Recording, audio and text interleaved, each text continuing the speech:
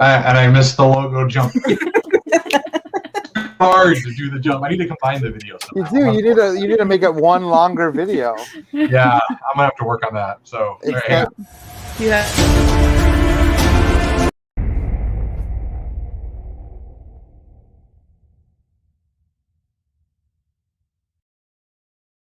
All right, there it goes. Quick logo. The quick, yeah.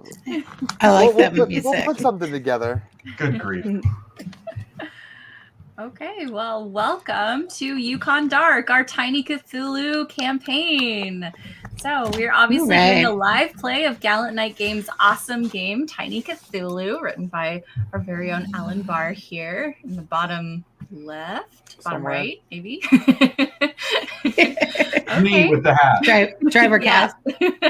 All right, this is officially our second episode of this 12-week kind of mini campaign, and we are so excited to bring the continuation of our story.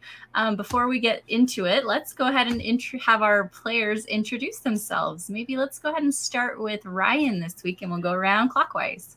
Just ourselves or our characters as well? Yeah, let's have you introduce yourself and your character. Okay. So my name is Ryan. I do a lot of role-playing game design for fun because I love RPGs. Alan actually did some publishing for me, and I've written a lot with him. I also do a lot of board game stuff. You can find me on Men vs. Meeple, which is a YouTube channel. You can find me on Twitter, all over the place. But today I'm playing Blue-Eyed Bailey, who is kind of a con man. I'll just say it. He does have good intentions. He's not actively out to hurt anyone, but he'll still part you with your money, basically. So he's kind of gotten involved with everyone because he has a belief that everyone has a secret, and there's definitely some secrets here in the city. And I shouldn't even call it a city, this little town. But he wants to discover what all these secrets are. So that's why he's kind of decided to tag along with everybody. Awesome. Thanks. Let's go ahead and go to Gina. Okay, my name is Gina. I've done role-playing, streaming and podcasting, playing, editing, designing, writing, that sort of thing for the last, a while, 8-10 years. And so you'll find me on the Twitters at Gina Ricker. That's mostly where you'll find me. And tonight I am playing Katie, who's a mystic, but she's, for all intents and purposes, she's a fur trapper with a super close buddy who's a raven named Edgar. Cool. All right, let's go to Alan. Okay, I'm Alan Bahr. I am the lead designer at Gallant Knight Games, the publishers of Tiny Cthulhu. And I am playing Jameson Moore, the Musher, with his team of sled dogs that have way more character details than Jameson Moore actually does. Jameson's actually just 5 dogs in a trench coat. Right? That's right. That's all I am in real life. I'm just 5 points in a trench coat, so he's used to it. I don't think we've actually seen him and the dogs in the same place yet, have we? No. I don't think we have. I'm also Batman, so... Now I'm just picturing those corgis pulling Jameson's sled, though. Okay, let's go on to Ashley. I am Ashley, and I am a podcaster and a gamer, and tonight I'm going to be playing Molly McGee. And Molly McGee and Katie McGraw are not the same person, but you will hear them referred to interchangeably because our names are so similar. And Molly is kind of a new money dilettante, recent widow, and she is pretty much her main goal is just to stay alive and enjoy the money that she has. So. And she chose to come to the Yukon to spend that money. Sure did, yes. Booze. Awesome. Okay, well, if you haven't gathered, obviously we are playing in the Yukon. This is an 1890s-ish game. So basically we're having our characters play around in a boomtown during the Klondike Gold Rush. Just to give a really quick recap of what happened last time, all of our characters are in this town called Porte Blanche, which is kind of in the middle of nowhere that has a gold mine next to it. Last week, there was a horrible accident where someone accidentally drowned after getting shot at by a bunch of people. And they dragged him out of the river, realized that he had died. They brought him to the doctor, found out that, well, he had an interesting accident in the river. The doctor managed to do some type of autopsy, and they realized that this person had also, besides having mud and silt in their stomach, they also had a finger in there. They also kind of, I would say, had an altercation with the local preacher of the town, to put it lightly. So we're kind of at that point where the preacher has been pulled away for his safety from the sheriff, and the doctor is just kind of like, here, I found this finger in this guy's stomach. So and he put it in Bailey's pocket. He put it in Bailey's pocket. I don't want to touch it. We don't have to. I think Katie did a, can I? Yes, like, and I "Thank am more than willing to let Katie take it out. This is probably not the first finger that she's found. You're very dapper, right? Yeah. His clothes look nicer than they are, but yes. Does it take the place of that like triangle handkerchief, you're supposed to have there, like a finger instead?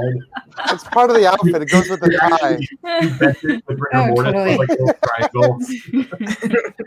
Just put little flowers on it. Yeah, I've got use for that finger when this is over. No, but for real, I'm Katie knows this stuff better. I don't like touching dead bodies, so Katie taking it is and probably also, I think we all kind of know that Katie knows things. Whether we know that she's actually like a full on like mystic type, I don't know if anyone knows that, but like Let's just say Katie doesn't even know that oh, okay. at this point. Okay. That's There probably would have been sort of a cute, like, are you sure I can have it? Can I have it? Yeah. And you're like, Yes, take it. yeah. Take the finger. Take that please. finger. We're spending a lot of time determining who has possession of this one finger. And I'm like, oh, This I'm could sorry. be important. Okay, this is a Cthulhu game, and when she asks who's It's carrying the the finger, I don't want to It say could that be Bailey important. is. That's true. Okay. Well, Katie, you have possession of this finger. Okay. The doctor, let's see, Dr. Peterson is still just kind of like grinning like a fool with mud and blood down his kind of pajamas because it's the middle of the night. Just kind of grinning at you, saying like, isn't that amazing that I found that in the sky? Yes. Yeah, it's so amazing. It's not even his finger. He says, isn't that the funniest thing? Where do you think it came from? I mean, I don't think we need to go. Are we going out and looking at everyone, telling them to hold up their hands? A lot of people have probably lost their fingers in mining accidents and just from frostbite. So I imagine that this is a group of people that don't have all 10 fingers generally. So this might be very difficult to match this finger. That is a good point, Dr. Peterson says. He says, well, I mean, it's kind of hard to tell. It's kind of bashed up a little bit. It's really muddy. I tried to wash it off, but it looks kind of fresh if you ask me. Well, I guess if somebody's wearing a bandage over one of their fingers, Yeah. I mean, it's the middle of the night. I mean, you can definitely tell this thing's been bitten off. This was not done by a knife, I will say that much. Yeah, well, this guy went crazy, ate a bunch of rocks, bit a finger, and then drowned himself in the river. That's what we're going with, it seems like. I mean, I hate to say it, but I do have dogs who can smell things. Mm. And Yeah? the finger's going to smell like who it used to belong to. Or it's Pretty going to smell like Queasy's stomach. I don't know, one or the other. The doctor says, that's an interesting That's talent. Great That idea. dogs Yeah, smell. no, that's a really good idea.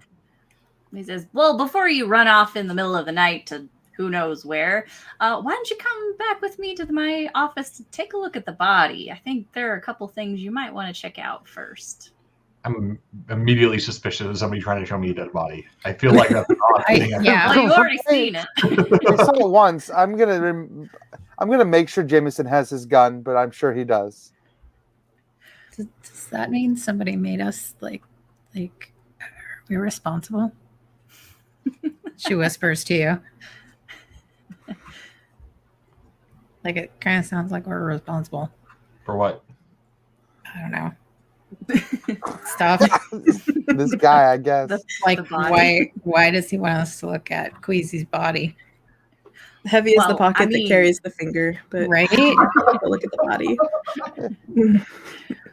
I wish I could say that the finger was the most interesting thing about this guy, but not really. So Well, that's true. Why don't we go? Well, way to bury the lead, because you gave us a finger. Of course, we're gonna fixate on that. You didn't tell us there was more. True. Well, rocks. He ate rocks. That's true. Well, let's go. I mean, let's go check out the body. Yeah, I'm all for this. Let's go. Yeah. I'll follow Molly out. I'm gonna position myself out, not like at the back of the group, but back enough that if something happens, I can get my hand on my gun and draw it.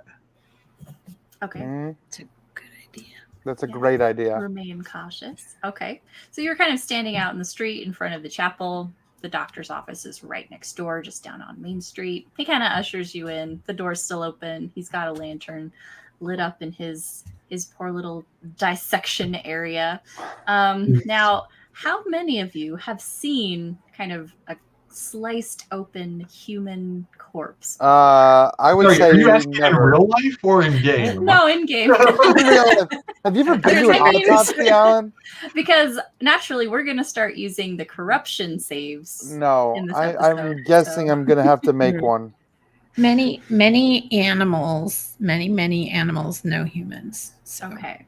So for your characters, those of you that have not seen a cut up human body, I'm going to ask that you make a corruption test to see if you can kind of withstand the shock of what you're about to witness. And it's 2d6, right, for the corruption? Mm-hmm. Yes. 2d6, just a standard test. I failed that. Oh no. I passed it. Okay. Molly is unperturbed. She's like, I knew what I was coming in here to see. Okay. I failed it. I failed it. Oh no. So everyone else. Yeah. I was like, I don't see what you guys are worried about. Yeah, I just slap everyone. I was like, get it together. Pull yourselves I'm going to together. spend a point of corruption so I don't lose my sanity and disappear for D6 days at the start of the Yes, game. I am also going to do that. I am going to use my trait Ooh. and re-roll my corruption. However, if I fail again, I lose 2 corruption Oh, nice. instead of 1. Yeah. Okay. I'm excited What's for that this. trait I called? know. It's a gamble. I got a 4 and a 6. Nice. Oh, I was really scared. I saw the 4 first. it's the mystic archetype trait. It's the mystic Oh, archetype trait. Yeah, nice. That's pretty mystic. cool. That I is like it. pretty Yeah. cool. I kind of want one. Yep. She's already kind of next door to the supernatural. So, okay, Yeah. awesome. All right. Well, all of you are able to kind of stomach what you see. But essentially, we have Dr. Peterson kind of looming over, holding up a lantern over what used to be Queasy Martin. He has since been stripped and butterflied open Ooh. so that the contents of his stomach could have been removed, which was kind of just like slopped over in a couple of buckets that Yep. the doctor had. Yep. Nope. We have rocks in one bucket, mud in another bucket, and just drips of blood and river water in between everywhere. Quick content warning for our viewers. They're watching a Cthulhu game. Apparently, we're just getting right into it. This so is true. Yeah. I feel like now I'm watching an episode of Hannibal that we just pivoted. Yeah, Bailey's never seen anything like this. That corruption makes perfect sense. This is maybe the grossest thing he's ever seen in his actual life. Okay. Yep. And Doc Peterson just, was just kind of like, this is normal. Like, he is unfazed whatsoever. And Molly seems pretty chill with it as well. Right. And he says, now, let me show you a couple things. And he points your attention away from kind of the looming chasm that is the torso over to Queasy's face. And he says, do you see this? And he points to a couple of what appear to be very obvious kind of like fingernail scratch marks across the top of Queasy's face.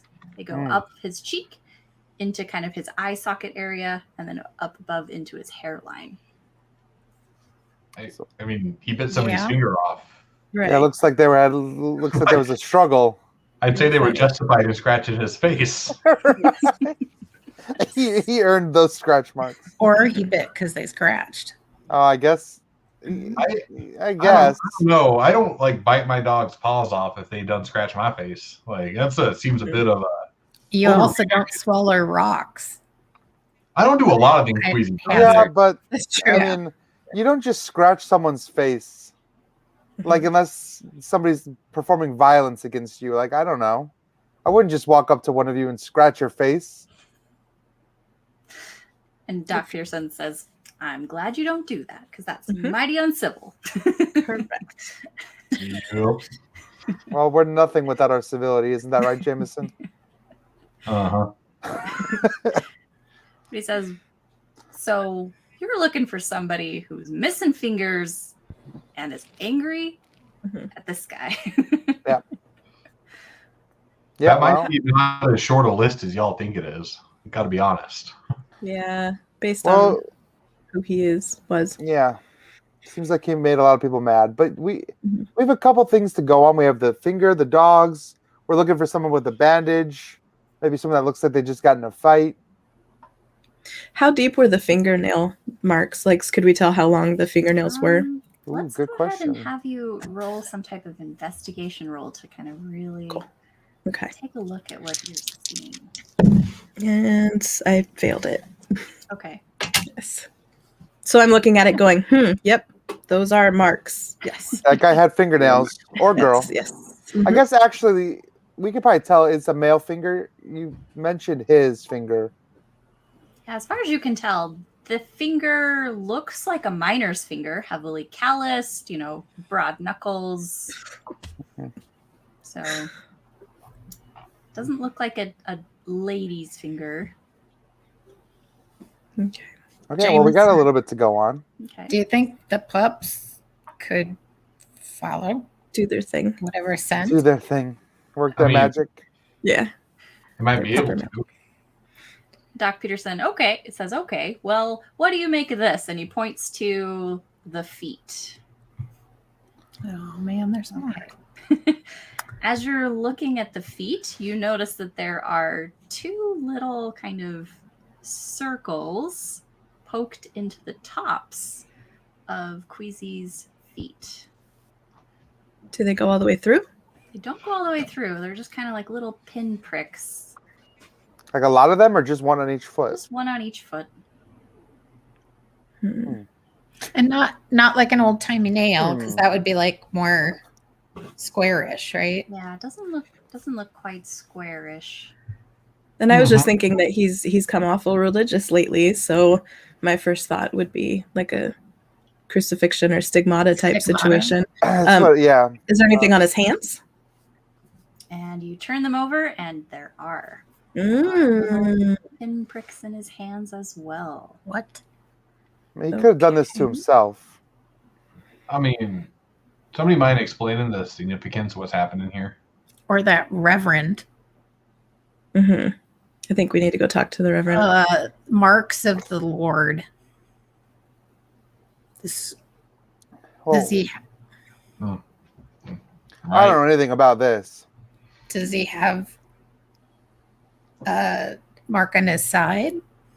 And kind of the doctor kind of flips him onto his side just a little bit. You don't really see anything. Just like pull the skin over a little bit. Like the broken rib cage is like right. No. Okay. Right. Is Easter coming up? Like Yeah. Technically, yes. Oh, somebody in the comments had the same thought I did. Did he have shoes on? Yeah. When you found his body, he did have shoes on. Did the shoes have the marks going through them? All of his clothes are just kind of in a pile. Okay. It doesn't really look like there are like holes through the shoes at all. Okay. I mean, Mhm. he could have done it. I don't know what to make of any of this. All right, look. This could be the priest. This could be somebody trying to throw our scent off the priest. So I'm of the mind that we should take 2 tacks to this here problem. All right, the first tack is me and somebody who's not Bailey are going to take my dogs, and we're going to go try to follow the track. And then the other tack is somebody who is Bailey and someone else are going to go question the That's Reverend. fair. Bailey's better at talking to people than I am. Give me a Well, dog. that is fair. I'm gonna I question who? The Reverend about the whole Easter Sunday stuff going on here. I'm fine Yeah. doing whatever, but I'll go with Bailey. Yeah, Molly. I mean, All right. I think He having doesn't like Katie me so around- much anyway, since I tried to sneak into his room. So it's probably best that I don't go talk to the Reverend or again. Bailey? You're right. That's The Reverend. definitely the Reverend. I thought you meant Bailey. I was like, when First did of you all, sneak Bailey in? wants to have I know. a I'm like, what? Scandalous You didn't hear backstory. about Bailey and Molly's hatred for each other, their awkward encounters. Just been sneaking in and like shorting his sheets or something, and like Right. just Just trolling. things like move everything in No, his Molly room used like to 1 sneak inch into to the Bailey's left. room every night and just mess with him. April Fool's pranks. Year round, yes. Cool. Okay. Okay, well, I'll go help I track think that's things. smart. All right, well, let's go ahead and we'll deal with the pastor first. So we have Katie and Bailey.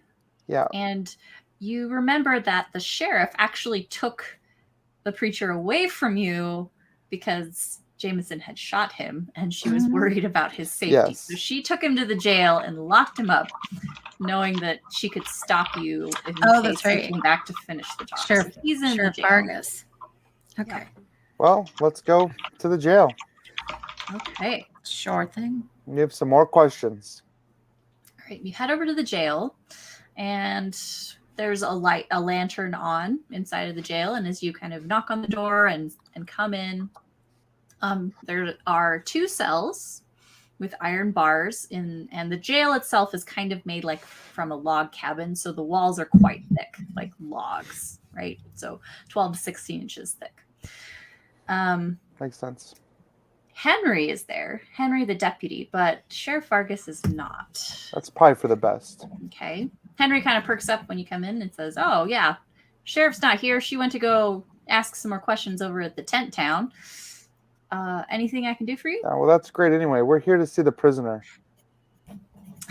And Henry kind of laughs and says, "Well, I mean, he's not really a prisoner, but okay." He kind of shows you to one of the cells, and preacher just kind of sitting there on a bench.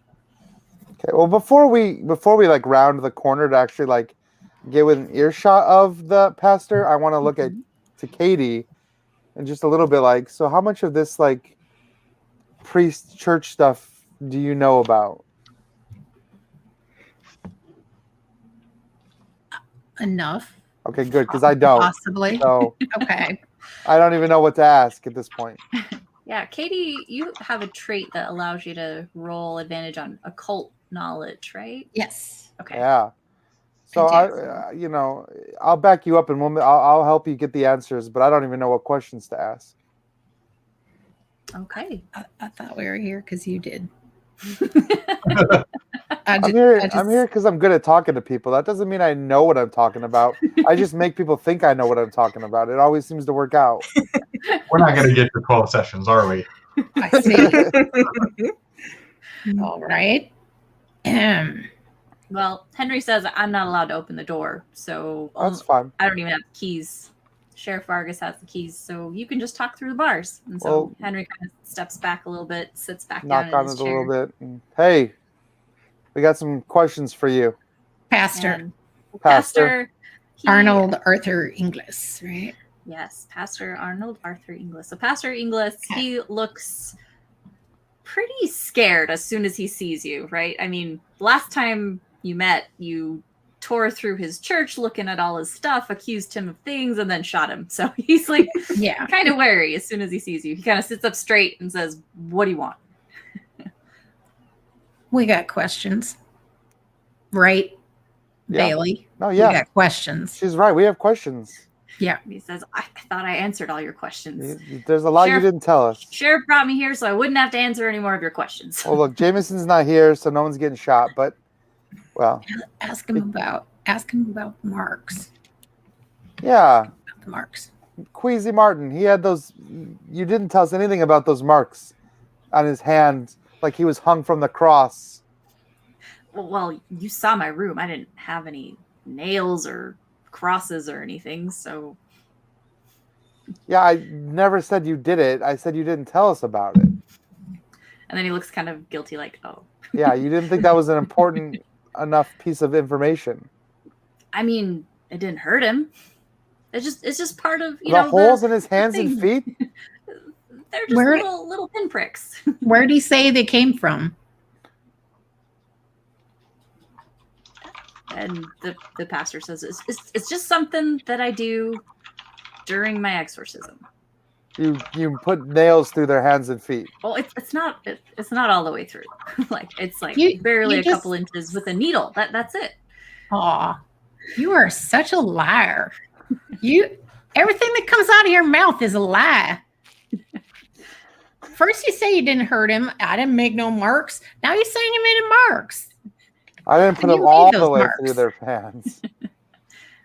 Wait, and you said when you do exorcisms, like as if you do these on a regular basis. And Good instantly he like realizes what he said and he just clams up. Just stops talking.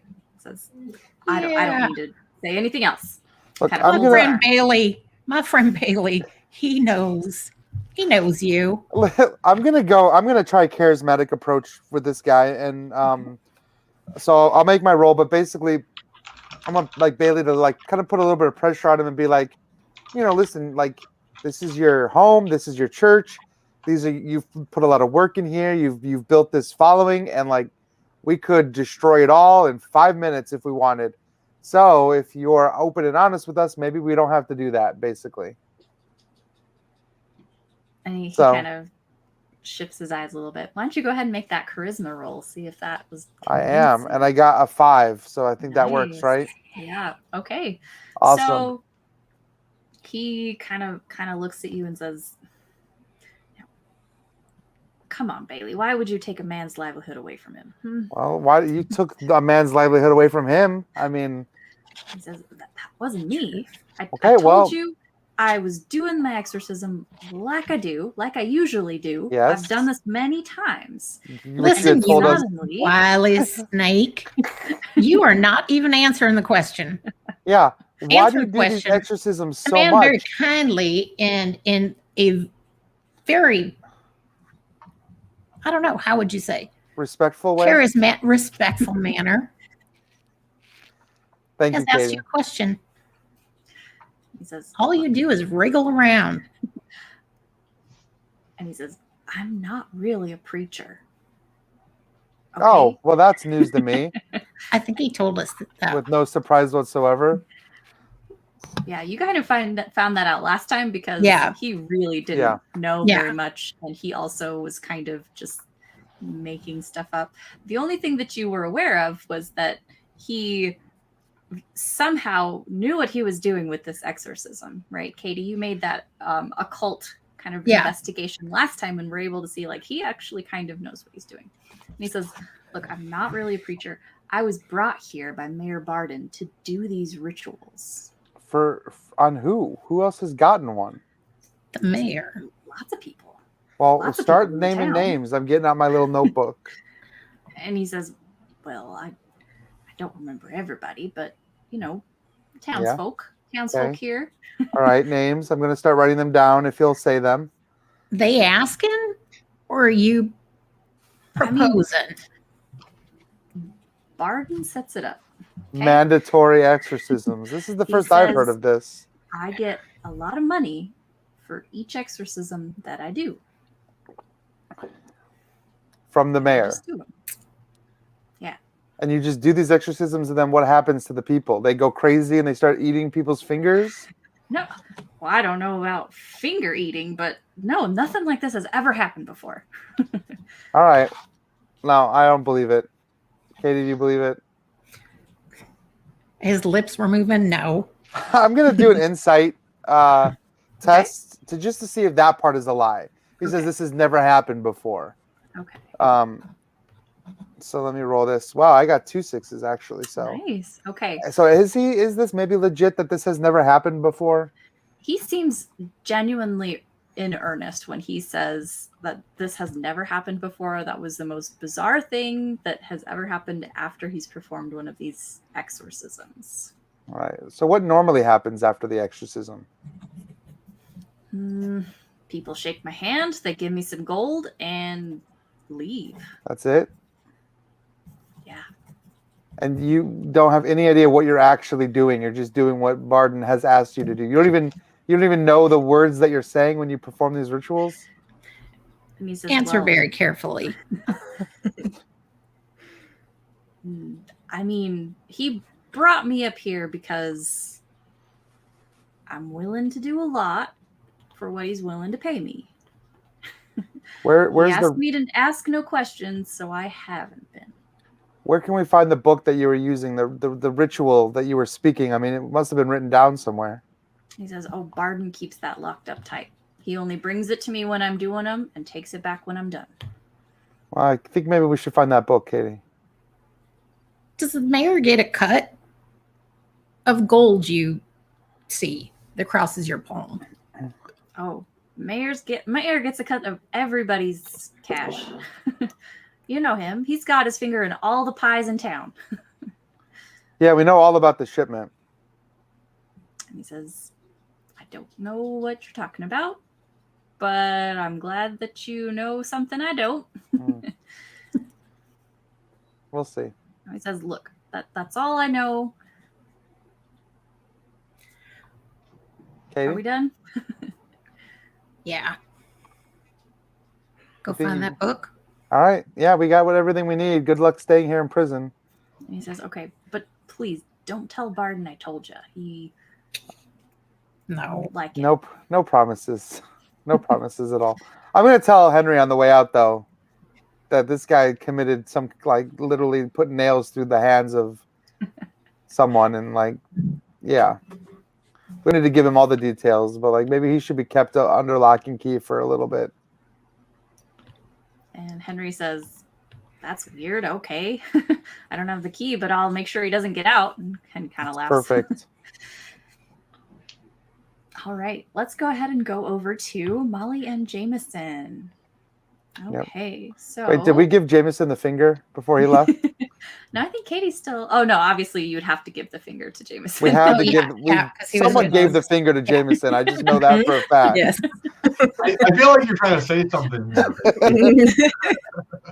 here. Okay, well, Jameson, what do you do with this finger that you have? Well, I'll get Aurora, my lead dog. Okay. Yay. Smell the finger, I guess. I don't know what to say here. Everything I say is not good. Not very Cthulhu-y. So I will present the smelly thing that Aurora is supposed to track, so Aurora can smell it. Nice Okay. save. Let's go ahead and just have you roll to see if you can make your dog understand what you want her to do. So I have Beast Speaker. Excellent. So I don't actually need to roll for basic communication stuff. Okay. So you're just in tune with what your dog knows, and you can just communicate that to her as a command of some kind. Excellent. Yep. Okay. So she knows what to do. She takes a whiff of it, and she kind of is just spending a couple of minutes getting her bearings, and then she starts looking in the direction of the mine. Mm-hmm. And she is kind of walking a little bit and then looking back at you like, is this where we're going?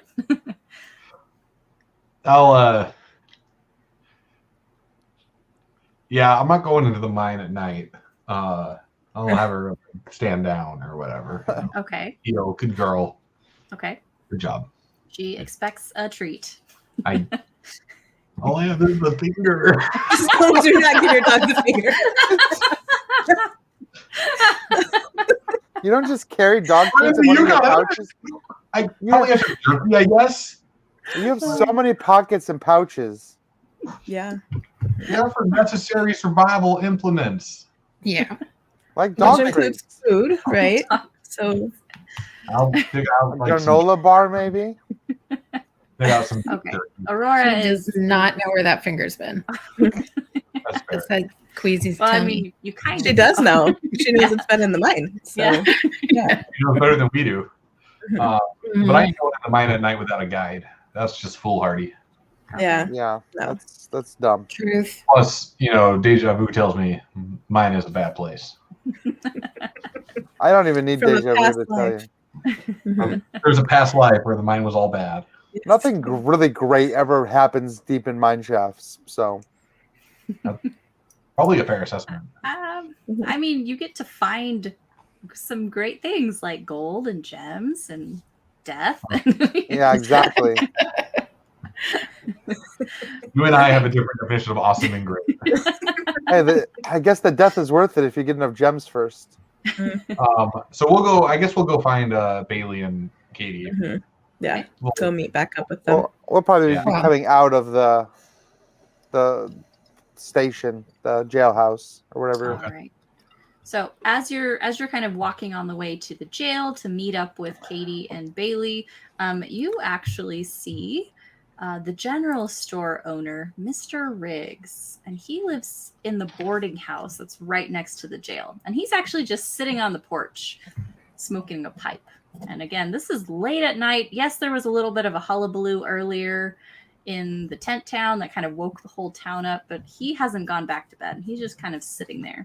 Now, what you both know about Mr. Riggs is that he has probably been here the longest besides Barden. He was the first to set up shop in the town of Porte Blanche.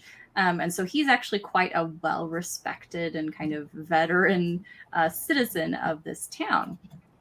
And he's also quite infamous for being penny pinching and miserly because he realizes that everyone needs his business, everyone needs his services.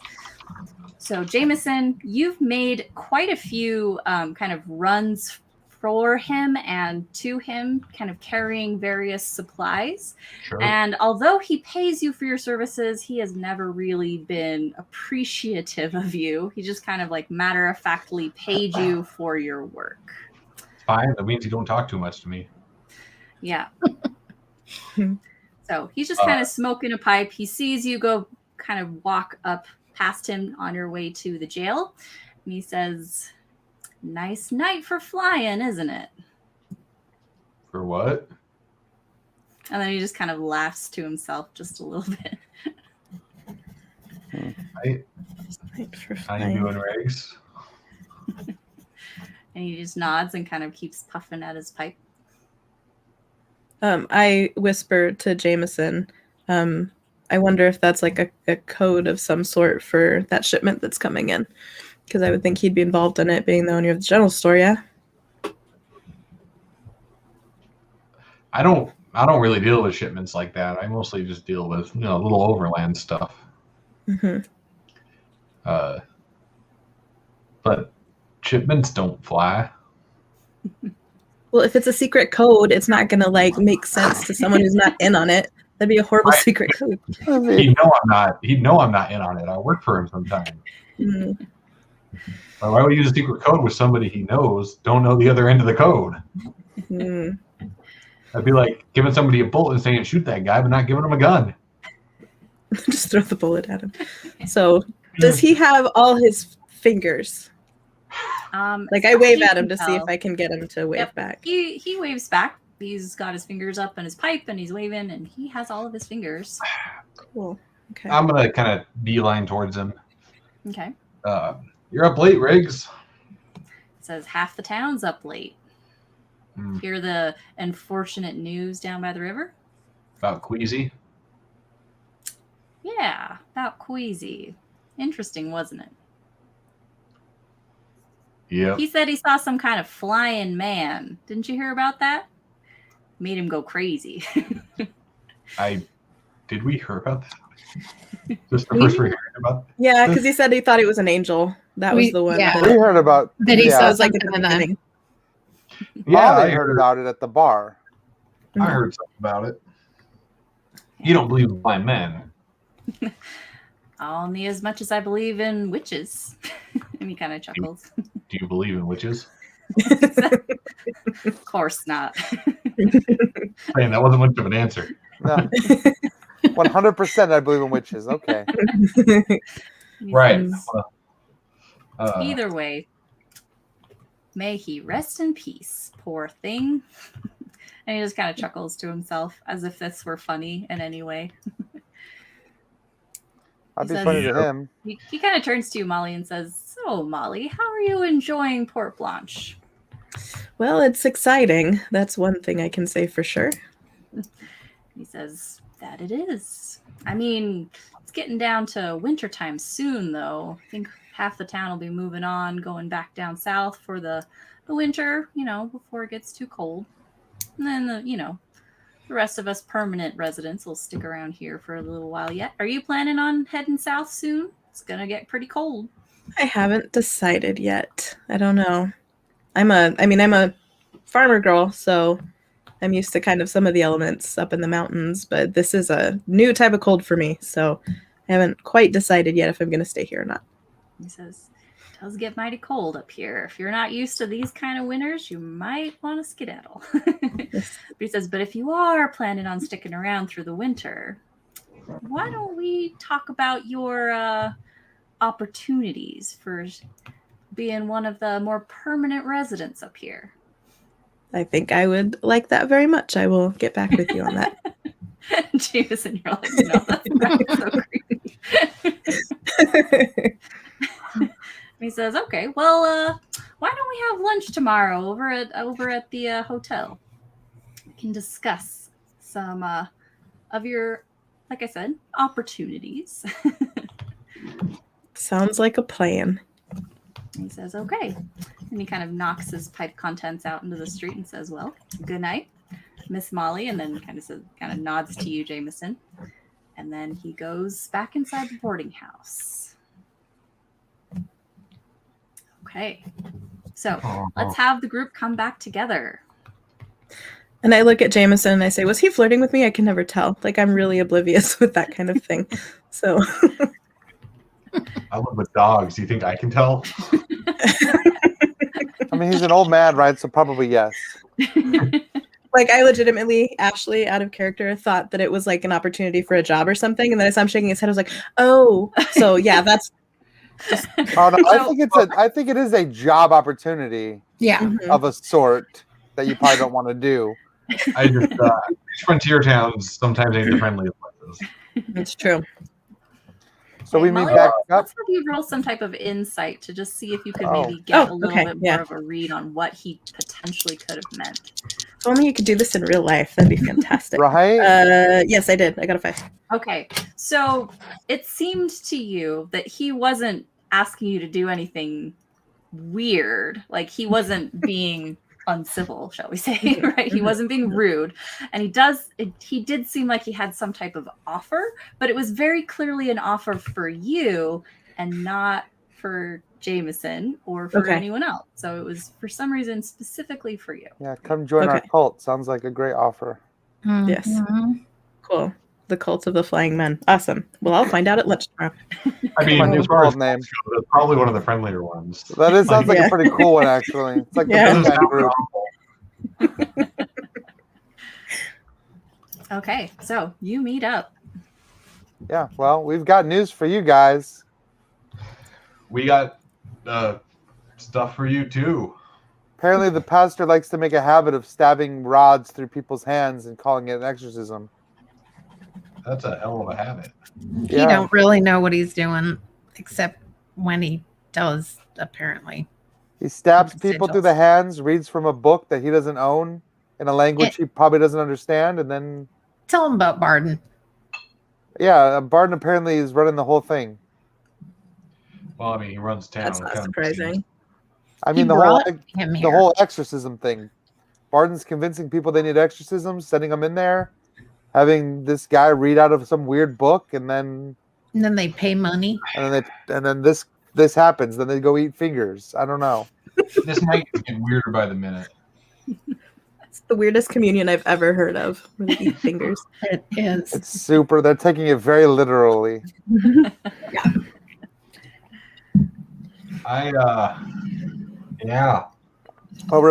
This guy says that whatever this book is, Barton keeps it under lock and key somewhere and only gets it out when it's time for a ceremony. Huh. Have you guys found the book yet? We literally just found out about the book. Hang on. What sort of religiosity these folks get up to in their downtime is their business, not ours. If they I don't got even know what that means. they got some sort of magic book that makes them see flying mushrooms or something. That's up to them, right? It is not our business to go telling these folks what they can and can't do when they combine to their church. I mean, it is our business when somebody's turning them into monsters that eat. When a man turns up dead, kill themselves. We are in the Yukon. Men turn up dead daily, but not like this. Not like this. You'd be surprised. I just want to get my hands on this book. That's all. I would like to say very highly unusual. All I know is that there's some plan here. Obviously, Barton's not just doing this for the heck of it. He's got some end goal here, and it's probably not great for us as people that live in this town. He sure wants to take the people of this town for everything they're worth. That's what landlords do. I mean, that's true. Do not disagree. Fair point. And you, Molly, definitely have seen that happen in the San Francisco Gold Rush, right? Like just bleeding people dry. Yeah, I mean, Bailey's family were bankers down in San Francisco, so they were probably part of that. Awful. Which is why Molly doesn't really trust Bailey. So that's fair. Bailey doesn't really trust Bailey. Okay. I appreciate the concern, but I think telling these folks what they can and can't do at church is a slippery slope. I'm not saying we need to tell anybody anything. I'm just saying maybe we find out a little bit more about it. Wars have literally been fought. I don't wars have literally think been fought because folks telling each other what to do. it's not about telling each other what to do. It's about the trickery and the duplicitousness of what. Well, it's religion. It's all trickery. Now who's preaching? Without going into who can and can't do what, I don't think that having more knowledge is going to harm us in any way. I think it will help us, if anything. I want to get my eye on this book and see what's going on. Barton is up to no good, and I don't appreciate it. Well, somebody's benefiting from all of this. Yeah, Barton. It seems pretty clear. Yeah. Well, it's true. Well, then, we should get a little piece of that pie. Look. That's exactly where I was going with that, but we all have our motivations here. It's true. He heard what he wanted to out of what you said. I can appreciate the whole trying to protect folks who might be taken advantage of, but you're going to burn yourselves out and die cold and alone in the wilderness up here because you can't help all the folks being taken advantage of out here. No, we can't, but we can help the people that are being turned into like literal monsters who eat people and then drown themselves. Maybe we could stop that from happening. Who said he drowned himself? Well, I mean, it looks like he drowned. I have no idea. You know what? We should have you eat enough frogs to see if you can eat enough frogs to drown yourself. Let's try it. I'm sure I would probably die long before I drown myself. While you're go look for that book in the street, the sheriff comes up and says, "Hey, there's nothing else to see here. Why don't y'all just go to bed? It's about 3 a.m. now." Why don't you go, bitch? We're talking. Yeah. I need to make sure you don't kill a man I have locked up in my cell. Ooh. How's it going? He wasn't even near that man. You mean the reverend I shot in the foot? So you're admitting your guilt, Jameson. No. Oh, it was an accident. I'm tired. You can't hold what I say against me. Legally, nope. After I 2 should probably a.m. be in bed. He says, well, let's hope a jury of your peers sees it that way too, Jameson. Oh, She kind of goes into the jail and shuts the door behind her. he's and not you going to can press fire alarm. Before charges. she leaves, I would like to ask what she found out from the townsfolk. And she says, well, same old story. It sounds like no one's admitting to taking shots, but no harm done. Doesn't seem like the man was shot anyway. But yeah, essentially they're saying that they heard a howling sound. And then seems like the howling got louder. And then there was a shadow that was running through the tent town. And it got louder and louder and louder. And finally, people were getting scared, so they started shooting. And then they heard a splashing noise, so they thought that it went toward the river. So everyone kind of ran away from the river so that they wouldn't see whatever it was. And then you all showed up and we found the body. So it seems like those people that claimed that they saw some kind of monster with glowing eyes and horns have since retracted those statements. They didn't actually see anything. All they heard was some howling screams. They heard some running commotion, and then they heard some splashing, and that was it. Well, that seems like right. somebody's certainly lying, or she's lying, but it's 3 a.m., so whatever. I'm not worrying about it. And she says, well, True. we'll figure out how this looks in the morning. Everything always looks better in daylight. And so she kind of goes into the jail, shuts the door, locks it behind her. Yeah, it's probably bedtime for Bailey, too, Okay. with some few extra locks on the door. Okay, so because you folks are kind of regulars in the town, I mean, obviously Bailey has his own rented space in the financier's office. Molly, it's more than likely that you're probably at the hotel because that's where the kind of the wealthier people congregate. For those of you that are not as wealthy as Molly, you probably either end up at the boarding house or in the tent town. So if you all want to go to the same place, you can, but also, I don't know if you prefer to go to your regular sleeping quarters in the town. I pictured Jameson having like a cabin out on the edges of town or something. I don't know if that's accurate. More like a tent. Yeah, probably not something too permanent because you're pretty transient. That's true. And I Jameson's a nomad. What time of year? You said like September, October? Yeah, it's like early winter, yeah. So September-ish. Okay. Getting Can totally make camp on the edge of town with Jameson if he wants. okay. I would put the offer up if you guys want to sleep in my room. It's going to be warmer and it's probably safer for all together. I don't know if they will let the dogs in though. So Jameson, you usually either stick the dogs in the stable or they're with you when you camp on the edge of town. Right. I mean, we'll say they're in the stable. I'll take up the offer of a hotel room. That's not a bad idea. Yeah. And Sounds good. Bailey, you can't really afford the hotel, That's but a you fact. you definitely have been there before. This hotel is actually quite nice. It is owned by Connie Caroline and Pierre Lambert, and they are also one of the first people that came to establish the town. So they also, Molly came from California. They were personally invited up by Barden to come run the hotel in his little project Boomtown. And they're very nice people, super friendly, down to earth, very generous. But of course, you know, they do try to maintain a high level of cleanliness and gentility as much as you can out in the middle of nowhere in this boomtown.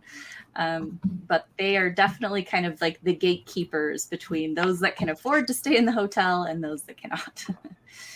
They're not going to stop you if you want to invite all these people up to your room. But Listen, is it bad that I now automatically distrust anyone that Barden hired to do anything in this town? I'm starting to get there too.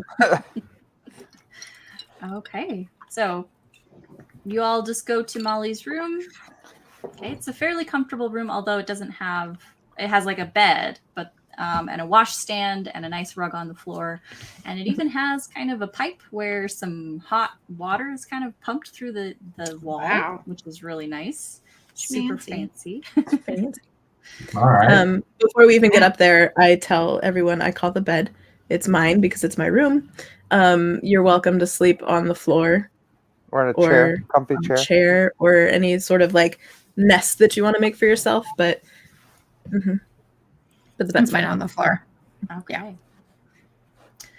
You clearly never slept in a room with 9 dogs. I thought you were putting the dogs in the stable. No, I thought they were the coming- livery. Well, if Yeah. she's coming to bed, I'm bringing them in. You probably are not allowed to bring all the dogs into the hotel. Fine. That seems fair. I would totally be happy in a whole like mess of pups. That'd be Yeah, amazing. just a So bed of right? puppies that you could just Yeah. lay on. Yeah. or cuddle. That would be Well, amazing. Uh-huh. These Yeah, are would- sled dogs, so they're super fluffy, like husky style dogs, right? And they Like, make yeah. happy sleeping noises, probably. Yeah. Yeah. Oh. And they're used to being around people, so they're super friendly. I Yeah, might just they're want to go sleep in the livery now because that just sounds. great. Change my mind. I know. They sound so nice. I'm sure Jameson has spent a few nights laying on that bed. I'm sure. Okay. yeah. Well, All let's. right. So, is there a chair? Yeah, there is a chair. Okay. There's I don't- also a nice rug. It's very plushy. I'll sleep up against the wall if I have to. So I'm gonna say there's like 10 pillows on the bed because it's cushy, and I will like throw 3 on the ground for that. That's awesome. So you all can have a pillow. I don't even grab a pillow because I already stuffed my jacket under my head. I'm not even on the rug, so you can have the rug, Bailey. Yeah, we'll I'm work just it out. like, I'll sit in this the is chair nice. and you pull the hat He's- down. And He's used to roughing it. Okay. Yeah. So I'm gonna make let's sure go ahead. my gun is nearby on the table, though. Mhm. All right. It's within a quick grab. Yeah. Always. Okay. Do any of you stay up or just go? Everyone goes straight to I'm sure I'm exhausted. Yeah. Yeah. 3 a.m. Okay. Well, I would like each of you to just roll some type of perception roll to see if you wake up in the middle of the night at all. Super duper. I got 2 2s. So Get a 5 and a 2. whatever failing it means, I did that. I got a 5. You slept like a baby. That's what that means. I got one 5, a 4, and a 3. Okay. Excellent. All right. How about you, Jameson? Did you make it? I did. Okay. So Jameson, Bailey, and Katie, sometime in the very, very early hours, it's still pitch black outside, maybe an hour and a half after you fall asleep, you hear kind of this really gentle whistling noise, just very quiet, but it was odd enough that it just woke you all up, and you all just kind of woke up simultaneously as you heard this noise, and then suddenly something kind of like flitted past the window. I would like to take a look out the window. Okay.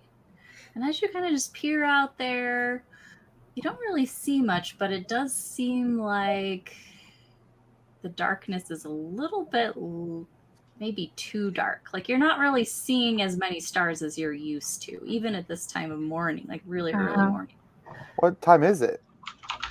You Is look there at the clock on clock the in her on the room? Yeah. side, and you see it's about 4:30, 5 in the morning. Wow, we slept for like an hour? Oh my gosh. No wonder I feel like this.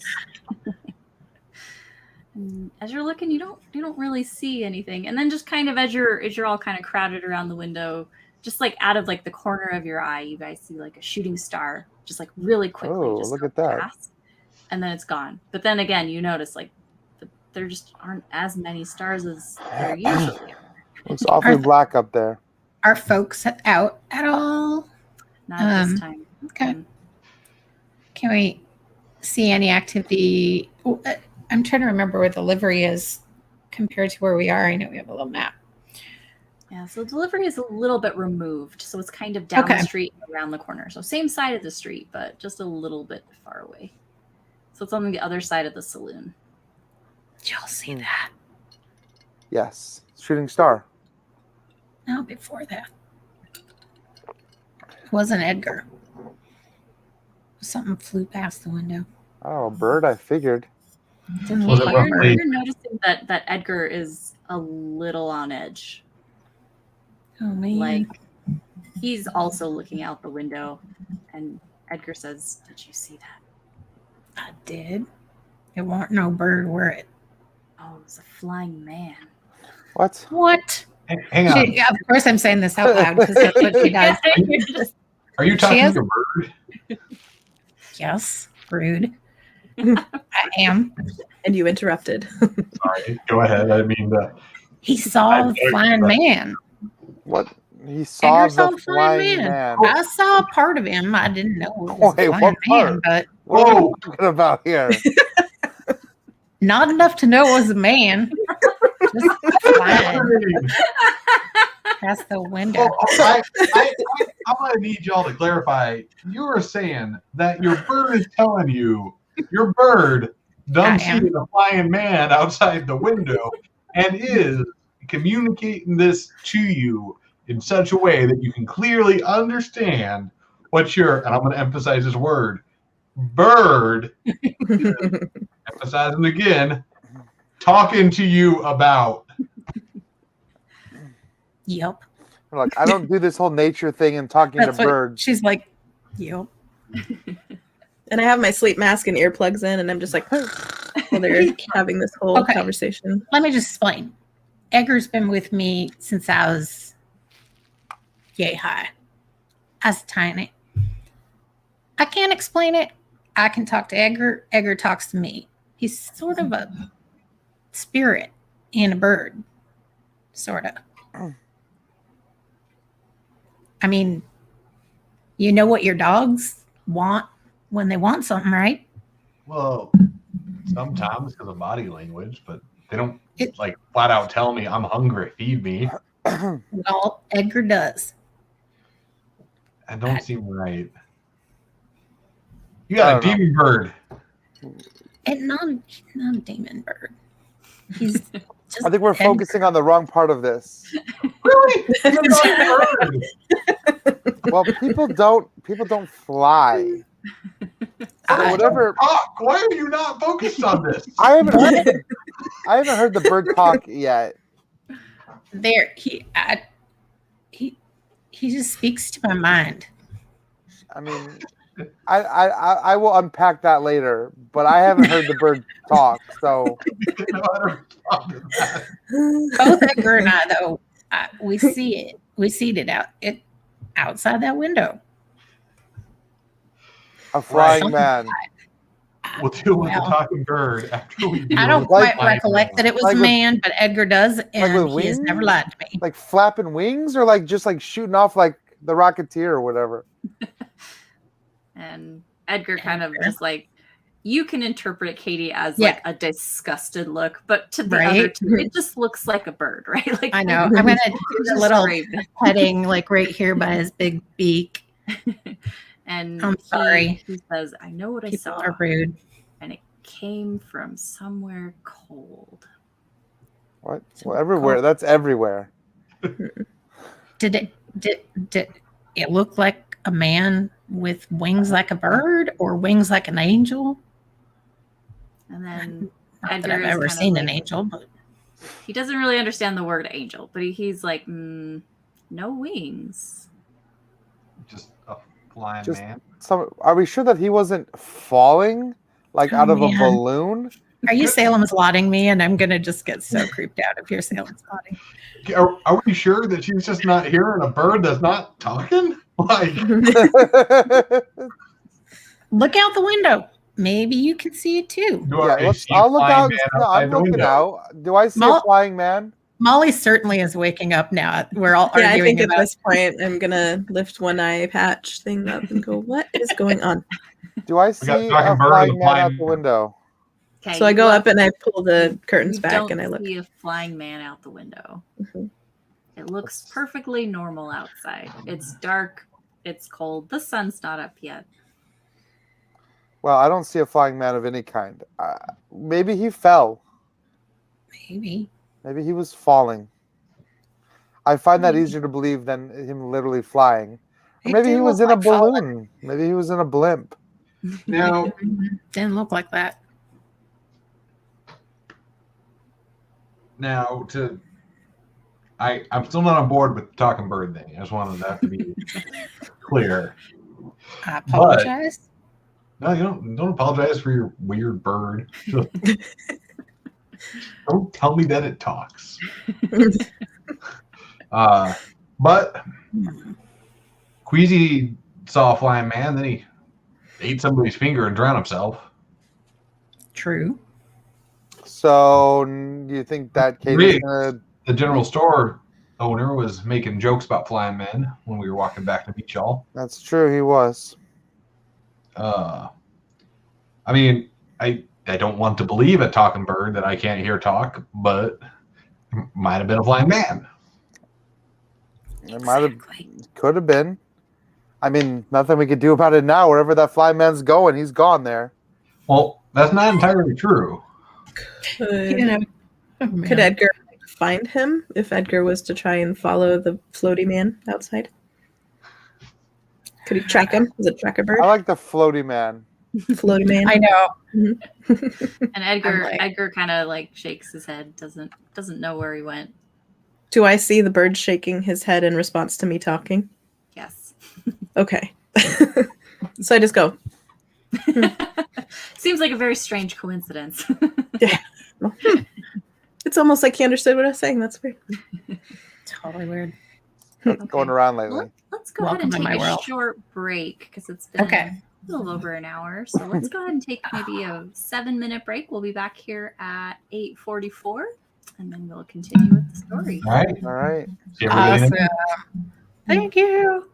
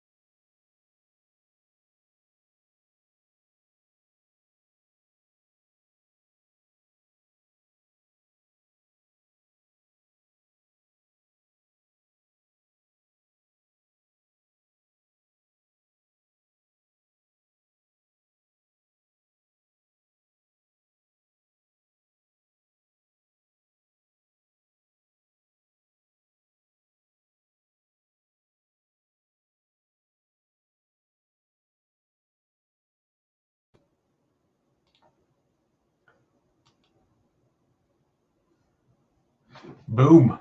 I'm the first one back. Oh, hang on. Gina's back. Gina. Hello. I couldn't believe it's already been an hour and something. It went so fast.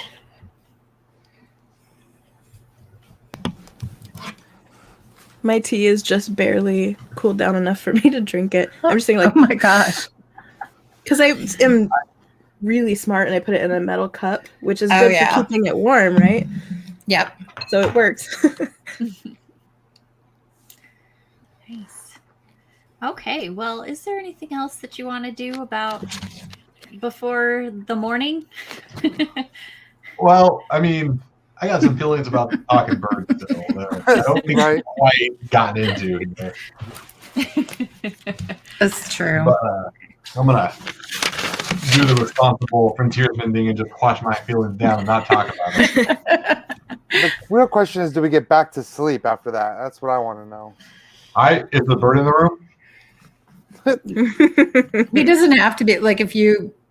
No, I'll just be awake watching him, looking at my gun, looking at the bird, just kind of eyeing him the rest of the morning. Okay. Well, Jameson is not going to get very much sleep then. I'm gonna try to sleep. All right. Yeah, so- me too, for sure. Yeah, I'll go back to sleep. All right. The rest of you get back to sleep without issue.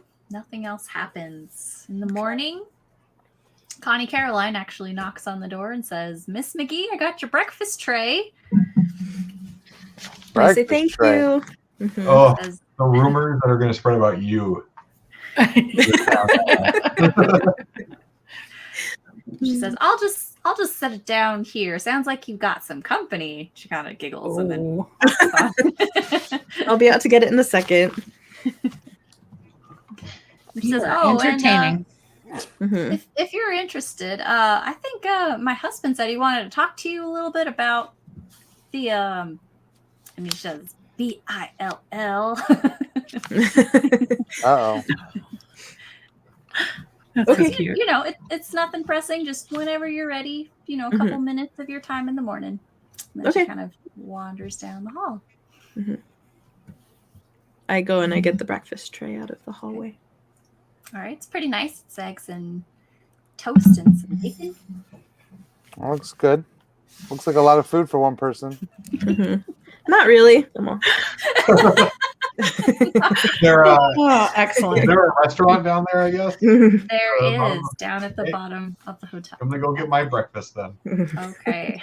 I will I'll unpack give my girl some one last hardtack bar. and eat some hardtack and jerky or something. So I'm sure I have Okay. something.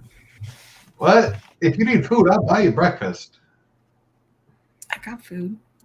I mean, wait. Jameson's offering to buy breakfast. Not you, Bailey. Oh, I will allow you to buy Buy me your- breakfast. You buy your own breakfast. Yeah, I will mean, come- I'm not I will- dirt poor. I will go have breakfast with you. okay. So I'm assuming that Molly, you stay and eat your breakfast. Jameson Yes. and Katie eat breakfast, and Bailey, you join them. Okay, breakfast is fine. Bailey, I would like you to just kind of. I guess I don't actually have to ask you to do anything. I'm just going to tell you this, but you see, I don't need to roll for it, is what you're saying. Yeah, Honey Caroline's kind of working the breakfast table, right? Mhm. She's our breakfast table. She's like bringing out breakfast to people in the restaurant. She's making small talk with people. She's just super nice and bubbly and happy to see everyone. She kind of winks at the three of you and moves on. Her husband is also very nice, but you do recall when you first came into town, you had a really awkward conversation with Pierre Lambert, okay, where he basically looked you up and down and just like started talking finance talk, right? Mhm.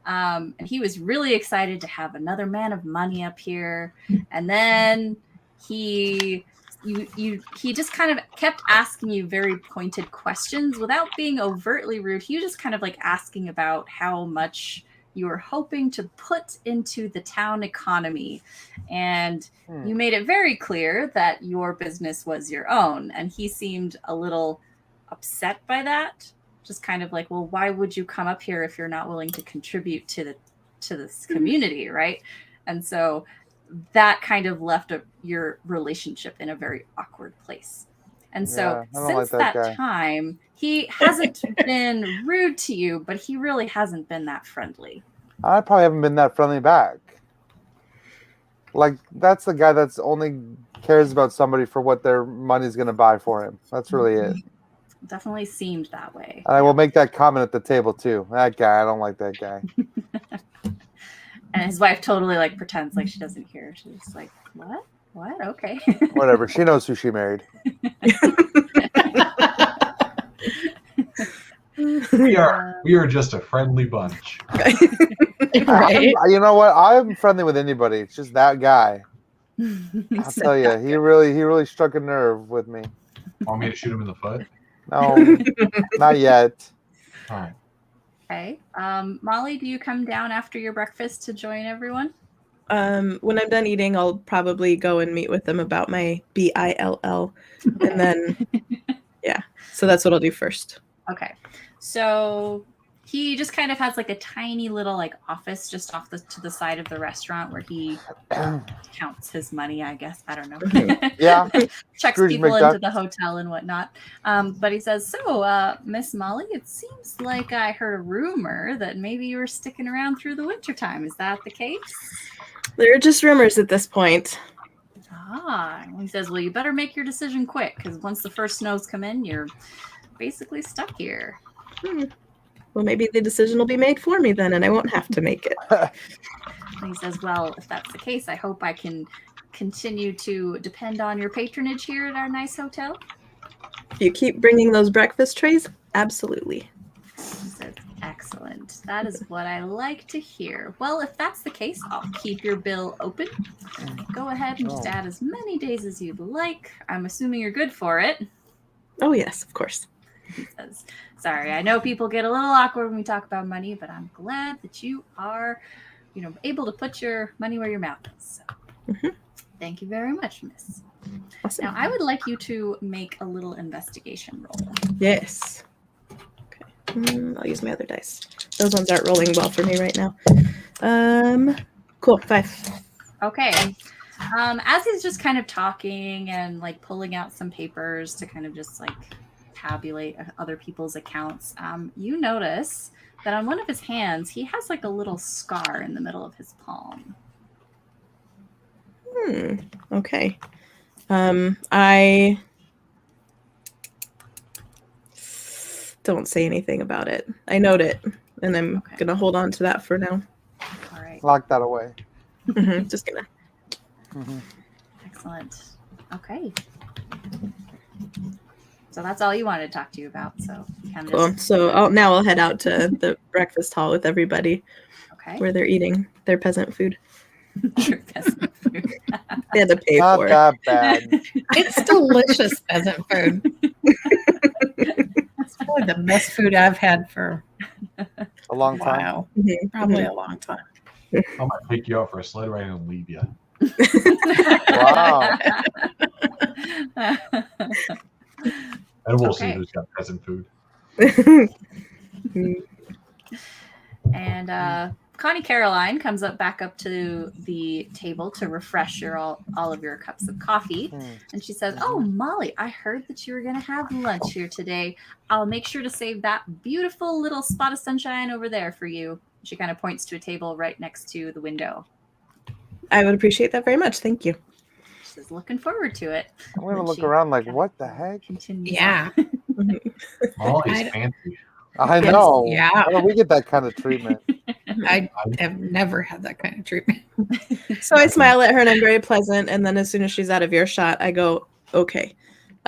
Pierre has those marks on his hands that we saw on Queasy. That doesn't surprise me at all, to be honest. Does the wife? I haven't seen. I'm gonna quickly dump my coffee on the floor and be like, "Oops." Whoops. My Connie bad. Caroline immediately is like, oh, and she like runs to the kitchen, grabs a couple rags, comes back, I'm and gonna starts. see if I can look at her hands while she's doing all this. All right, roll a perception. Sure, that's the thing. not good at. Well, are we all kind of looking, or would it just be him? Anyone that wants to look? It would be That nice. would be great. Is everyone's trying to like discreetly look at her hands while she's cleaning up this coffee that he knocked off the table like a cat. I got a 6. Great. I am whatever full Bailey on got. just stuff in my face. So I did. I made it. Okay, did so not. Bailey Oh, there and we go. Jameson, you can tell that Connie Caroline also appears to have those marks. You can't see Yeah. on the back of her hands, but you can definitely see them on the front. I'm saying, man, anyone that he hired, all these people, they were hired for a reason, and I don't think the reason was that they're good at their jobs. I'll wait till she leaves and everything's done. Okay. So you say that, sorry, you said that Connie Caroline, you're like, you can't see the back, but you can see on the palms that she has them. Mhm. So Yeah. did I notice on Pierre's if they went all the way through? Because on Queasy they did not. Yeah, they did not on Pierre either. So Okay. it's just Yeah. on the front side. He said that he Okay. never went all the way through, so I don't know Yeah. if that can be believed or not. Mhm. So, I think this has something to do with the mine. Well, probably. Mhm. did, Well, no, let did me. you tell us last night about No. the dog? Okay, I didn't think so. I'm about to do so right now. Excellent. So when we had the dog sniff the finger and go looking for the owner. Hmm Thanks, Ashley. You almost made me spit my tea out. They headed off towards the mine. Oh, Okay, the mystery person did. No, the dogs. Oh, finger. yeah. The person with the missing finger maybe is down there then. they could be injured. Well, it could Hurt be where in the Bahr- mine. Well, wait. If you're injured, what is your first response to run deep into a mine?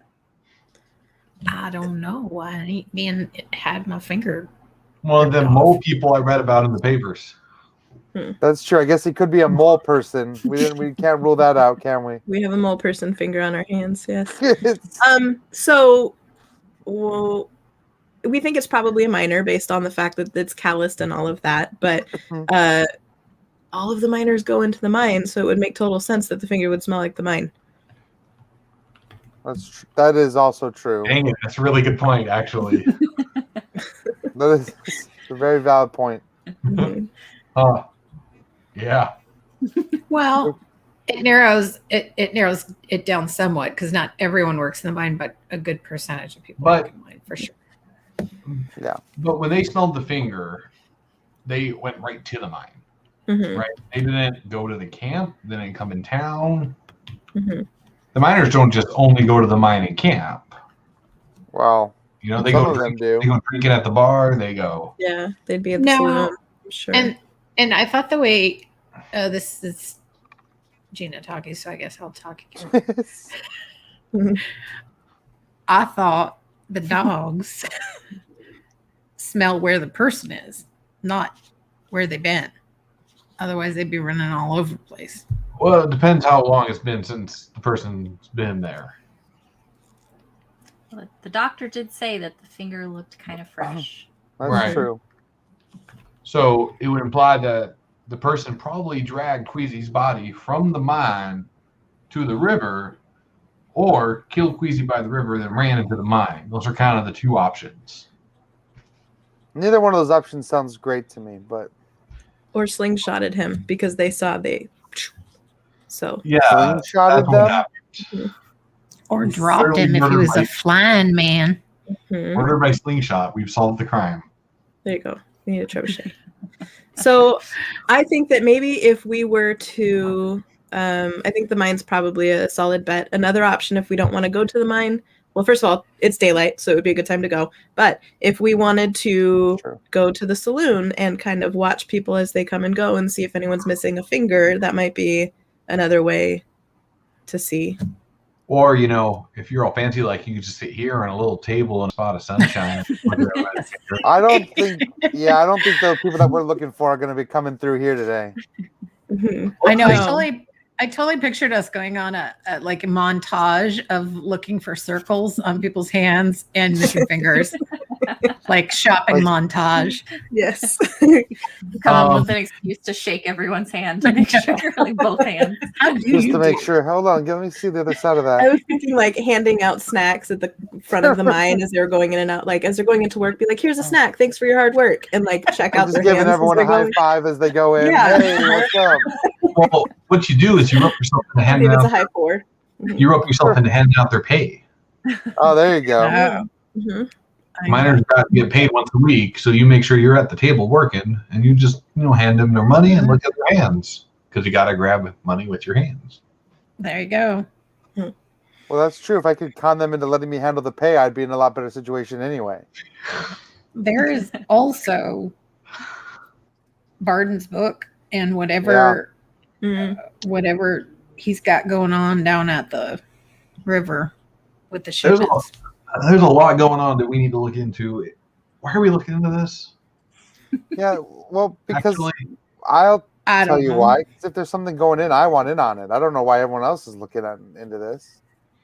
Because one shady man is taking advantage of a lot of people who that's aren't in a position to stick up for themselves. that's I mean, the way the And world works. somebody's got to do it. That's fine. And I'm just like I about said, the knowledge. You stop the man, somebody else is going to take advantage of the same people. That's how it works. yeah, but it could be us. Then And if you know, you won't No. be the one being taken advantage of. So That's that's also where true. I'm at. I mean, if we plan on living here, I don't want to be taken advantage of, and I want to know what I'm getting into. If this is where I'm going to Yes. put down, Alright. and stay here for a while. All right, here's my offer. I don't got no horse in this here race, right? I'm not interested in sticking around town long enough to become a shady man who takes advantage of people, nor am I interested in being taken advantage of by shady men. However, you two over there seem mighty interested in being the shady folks taking advantage of other folks. That's true. No, I mean, just not getting taken advantage of myself is a big step in the right direction. When we all applaud you for it, Bailey. Do you think I'm one of the ones that wants to take advantage of people? Yeah, I was like, which? Because you Yeah. very much misunderstood me. Yeah, no. It's I want the knowledge. So yes. Right. No, I just want the knowledge so that I can avoid being taken advantage of. I don't want to take advantage of other people. Okay. Mhm. I got, like I said, I got no horse in this race. I ain't I gonna probably say- got. So I'm happy to help y'all, but the minute I say I'm out, I'm done. I'm cutting and walking. And as payment, y'all are buying me breakfast every morning. Well, I'm helping. Right. All right. I mean, I'm sure we could arrange that. That Alright. seems fair. And a good breakfast. None of this hardtack and bad coffee stuff. Yeah. I'm talking like bacon and eggs Like- and maybe a sausage. Like the sunshine breakfast. Yeah. I mean, that sounds. I'm good with all of that. That all sounds great to me. Mhm. Also, now I want bacon and eggs in real life. Well, Molly No. has an open tab. It seems like. did you mention that? Did not. No. No, No, but I'm wondering if Bailey said that out louder in his inside voice. probably in his inside voice, inside his own head voice. Yeah. I would make very clear that Bailey did not know that I had an open tab because I do not trust Bailey. So Fair. So Fair enough. now that we're all acquiesced to how this is here working, what is the first thing our intrepid I don't know what they call y'all, intrepid leaders would like to tackle here on our laundry list of items we want to look into? Where do we I think- start? The book, the hands, the finger. We could just shoot Bard and be done with it. I mean, it That's seems like it's where all I kind was of going leaning. that way anyway. Mhm. I don't know if that's going to end it, but I mean, that's not a terrible place to start. I also think that not a terrible place to start. I think that the mine might be a good place to start simply because it is daylight out and we don't want to go at night. Well, and it'll be Molly. It ain't daylight in the mine. Why did it matter if we went at night or not? Because That's it's a fair point. spooky outside. Because it just feels creepier. Because when we run out, we at least have the light to run into instead of. Right. Yeah. correct. It's true. No, you are. And also, absolutely. the mine is being worked right now, so they will be there working the mine. Mhm. So True. if we're gonna try to find someone, this is a good chance to find them. They're gonna be there. Correct. Totally. Okay, so you head to the mine. Yes, unfortunately. I don't see a way around it. How much time do I have until lunch? It's just breakfast, so I just want to make sure I'm back. breakfast. You have a few fair hours still. Okay. Maybe about 4 hours or so. Not to be hobbity about it. I just want to know when I need to be back for my meeting. I More can't than the miss one of food. those meals. I would like to know, because I don't, just a quick aside, does Molly have different like super fancy clothes and hats for all the days? Probably. I don't know that they're super fancy, but Do you have one of those awesome like circular hat boxes? Like you always see in Yes. the movies, Oh, like, I do like those. furniture on the like Those the are market. cool. Just like stacked to the Yes. ceiling in her closet. I'm a fan of hats. Yeah, I think my clothes won't be like too. I have like the bloomers on and like just kind of a Nice. normal, because I know I'm in a mining area, but I can wear cool hats, so I will wear cool hats. That'll be my thing. Yeah, you can badass. definitely wear cool hats. No one's going to stop that for sure. That's cool. Okay, well, let's go to the mine. We're going to have you walk ahead. You're just going down Main Street. As far as the mine is concerned, the mine has its own kind of mining camp. It's relatively close to the town. Maybe only like a 4-minute walk just up the hill. Okay, that's really. not bad. But there is just kind of like a fenced off area. Just to kind of keep people away from the important mining equipment and of course the tools and obviously things like dynamite, which is really dangerous, right? So there are also a bunch of foremen that are in charge of kind of checking the miners in, coordinating where things are going. And of course you see your wonderful friends, Duffy and Sal, who you saw the night before. Yeah, hard at work. Okay, they're hard at work. They look a little miserable. Now, again, there's a difference between the miners that work in the mine and the miners that are kind of just like up there to pan gold. So the miners that obviously work in the mine are required to work specific shifts, specific hours, and they are paid by the hour, and they don't actually have any claim on anything that they bring out of the mine, but they are, compensated for their work. Whereas there are the other miners who don't want to work in the mine and instead are just kind of panning for gold down in the river on the other side of town, right? So a lot of the miners that you're seeing here are people that originally intended to never work in the mine, but they eventually ended up working in the mine because they weren't finding anything, right? So Barden did say that panners were allowed downstream, down past the mines. So they, whatever they found, they had right to. But Barden maintained that he had the deed of the mine. And so whatever was pulled out of the ground by his miners, he had claim to, right? Mhm. Sure. But as far as you know, it doesn't seem like there's been anything in the river for the last maybe month or two. And as far as you can tell, it doesn't seem like the men are really pulling up much out of the mine either. So seems like it's all dried up.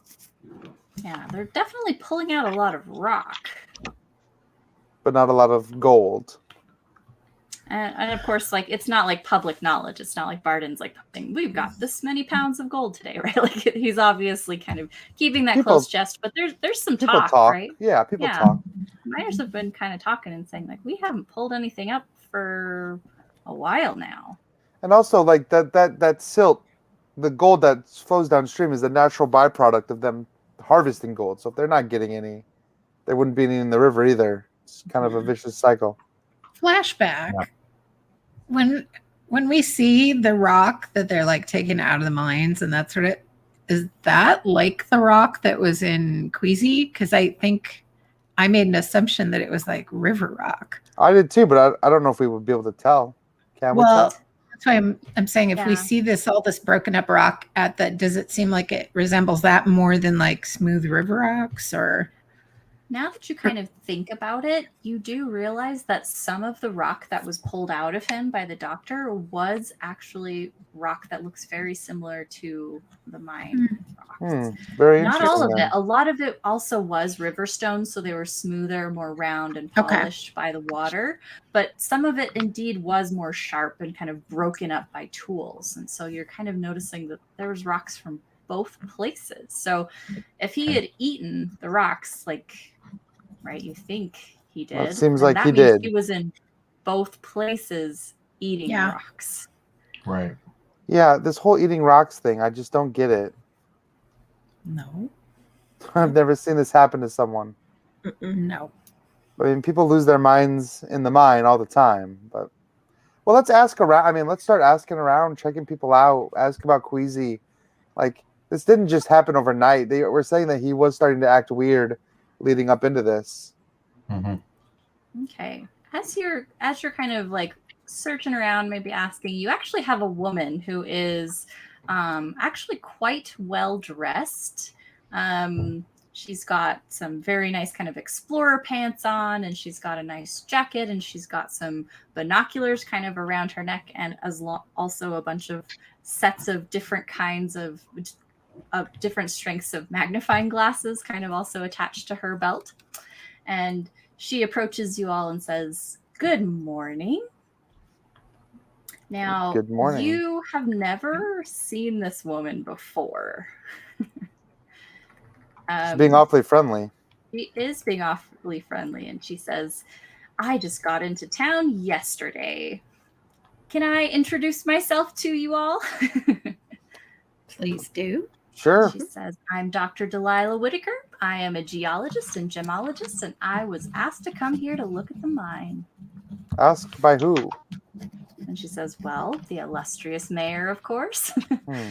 He's and then she kind of like looks over and says, "A little worried. So he asked that I would come up from Chicago. Actually, he sent me a wire and said he'd make it worth my while if I came up here to check out his mining operation." You're being pretty open with this information. And she says, "Well, I was just trying to make friends. What are you doing here in town?" Can I do an insight roll on how Bailey feels about her? Mm-hmm. Like, Sure. because the fact that she just shows up and she's like, "By the way, here's all this information." I don't know. I don't like it. And yeah, I got 1-5. Okay. Nice. You can tell that she seems like she is a woman who knows she's way out of her depth. Like, she is from a town. She is not someone that just like goes out in the wilderness and does surveys of things, which is odd because she did say she was a geologist and gemologist, but it seems like her kind of very forward ness with like her background and her name stuff seems more like of a nervous tick. Like, she's just like trying to make friends and establish herself in this town because she really feels out of her element. Yeah, this is another one of Barden's little scams, it feels like. All right. Well, nice to meet you. Hold on. You might legitimately worry that the mine is going dry. I mean, he might be. And if it is... That's a big problem. That is a big problem. And he says, "That is a problem. I'd have to go down to make sure, but..." They're doing that today of all days?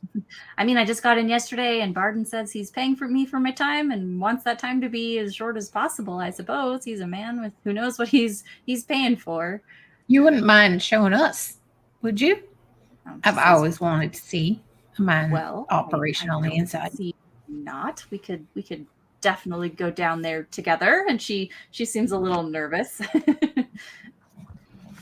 Yeah, I'm a little nervous too. The miners weren't too keen on being friendly with me, so I mean, getting a little help with my equipment would be nice. Well, that part we could probably help with. I mean, they're pretty friendly to us.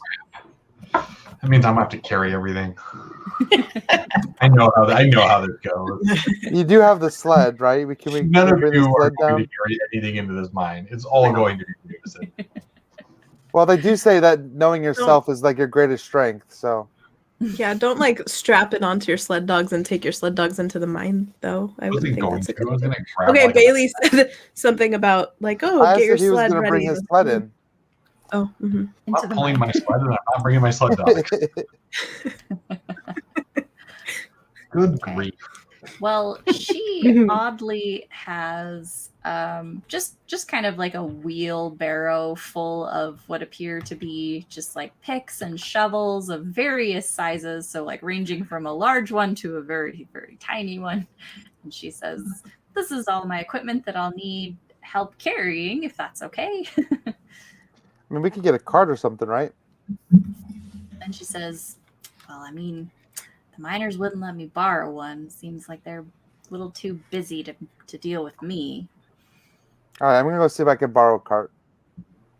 Okay. Do I need to roll for that? Yeah, let's see if the miners like and trust you enough to give you some of their equipment. They do. Okay, all right. They're like, yeah, whatever, Nice. Bailey. Tell some good stories. I'm over sure this- I could make up some really important use for one. Okay, all right. You're able to get a cart, so you pile all of Dr. Whitaker's things inside of the cart, and she says, "Okay, well, have any of you been inside of a mine before?" No. No, we all just live in a mining town. Yeah. I mean, And she can't says, "Oh, say I have. me neither." wait, you've never been inside of a mine? And she says, "No." I thought this is what you do for a living. Well, you see, I'm a Oh. geologist and a gemologist. My father's a jeweler, and I've worked in his little shop since I was little. I hope I can help, but we'll see. So You're saying he brought the most qualified person for the job. you're an academic, not a field worker. She says, "Yes, I did go to the university." Yeah, I knew folks like you when I was working in Egypt. And she's like, "You've been to Egypt?" I know. I'm like, I've been a lot of places. Yeah, I didn't know that. Did you bring the dogs with you? It was Some hot. dusting Why across here? the I wouldn't sand. think Sounds awfully hot. Too hot. I Jim- fled. Says, "Well, you Jameson have to has tell me layers. all about it. Let's go." I don't want to talk about it. And she leads you into the mine. Now, how the mine is kind of set up is that there's initially just like a little bit of a trek inside, but then there's also what appears to be some type of pulley system that has an elevator of sorts. Okay, Okay, how they lift the more heavy loads up out of the mine. Okay, and it's definitely okay. it's not exactly mechanized. It's more, manpower worked. And so you have a couple people up there that are kind of pulling the ropes and making sure the pulleys are working and stuff like that. Okay. Well, they can So, lower us down then, right? yep, they are willing to lower you down. Now, you see the foreman there, and he's kind of looking at you, and he's not really the talkative type. I mean, you've seen him around town. You know that he's buddy-buddy with Barden. He seems to only talk to Barden. His name is Mr. Standage. Okay. And Mr. Standage actually does have a couple of fingers missing. However, it doesn't look fresh. It definitely looks like an old injury. Yeah, not freshly bandaged. No, this looks like it was lost quite some time ago. Yeah, I don't think this is our guy. Okay. So Mr. Standage kind of says, "Going down." Yep. As long as we Kind can of come looks at back you up. for it and he says, "I understand why Dr. Whitaker's here, but what about you four? Did Mr. Barden said you could go down?" No, All but physical labor. carrying she hired us for some help, so we said why not? And Dr. Whitaker says, yes, these are my associates. They will be helping me with my survey today." And Mr. Standage is like, "Okay." And he's you can kind of tell he's like wondering whether he should go report this to Barden or not. But he kind of thinks a little bit more of it, and he's like too lazy. So he says, I'm a renowned expert on rocks and mud and stuff. "You're going to what?" I'm a renowned expert of rocks and mud and stuff. There's a rock. There's some mud. There you go. Right. And here's some expert. And Mr. Stanley says, okay. He kind of ushers you into the elevator. And he says, don't run out of light. And then he kind of just like signals for a couple of the other workers to start letting that wasn't creepy at all. Well, I imagine that in her gear there's lights. I mean, we're going into a mine, and she definitely has plenty of Cool. I just want to make candles sure. and lanterns and whatnot. Okay. that's not a bad question to ask, No. Mhm. Okay. especially with the ominous way he said that. I know. All right. It's pretty cold in the mine. The further down you go, the colder and darker it seems to get. You're also hearing some definite echoes of what it sound like pickaxes and kind of like hand-powered kind of like drills and whatnot and shovels.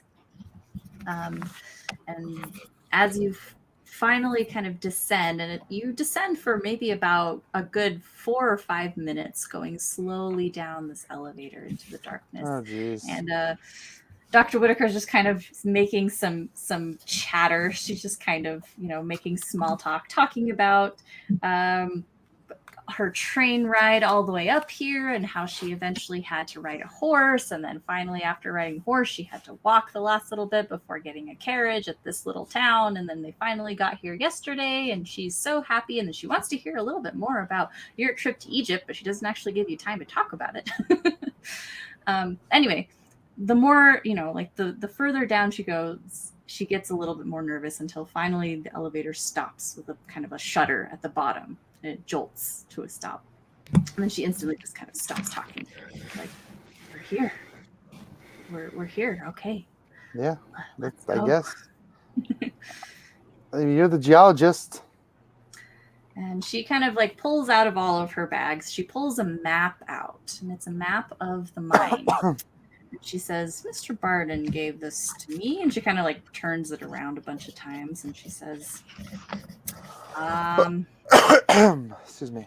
we're somewhere. And she just kind of like sets it down and says, yeah, we'll figure this out as we go. I feel like we made a terrible mistake.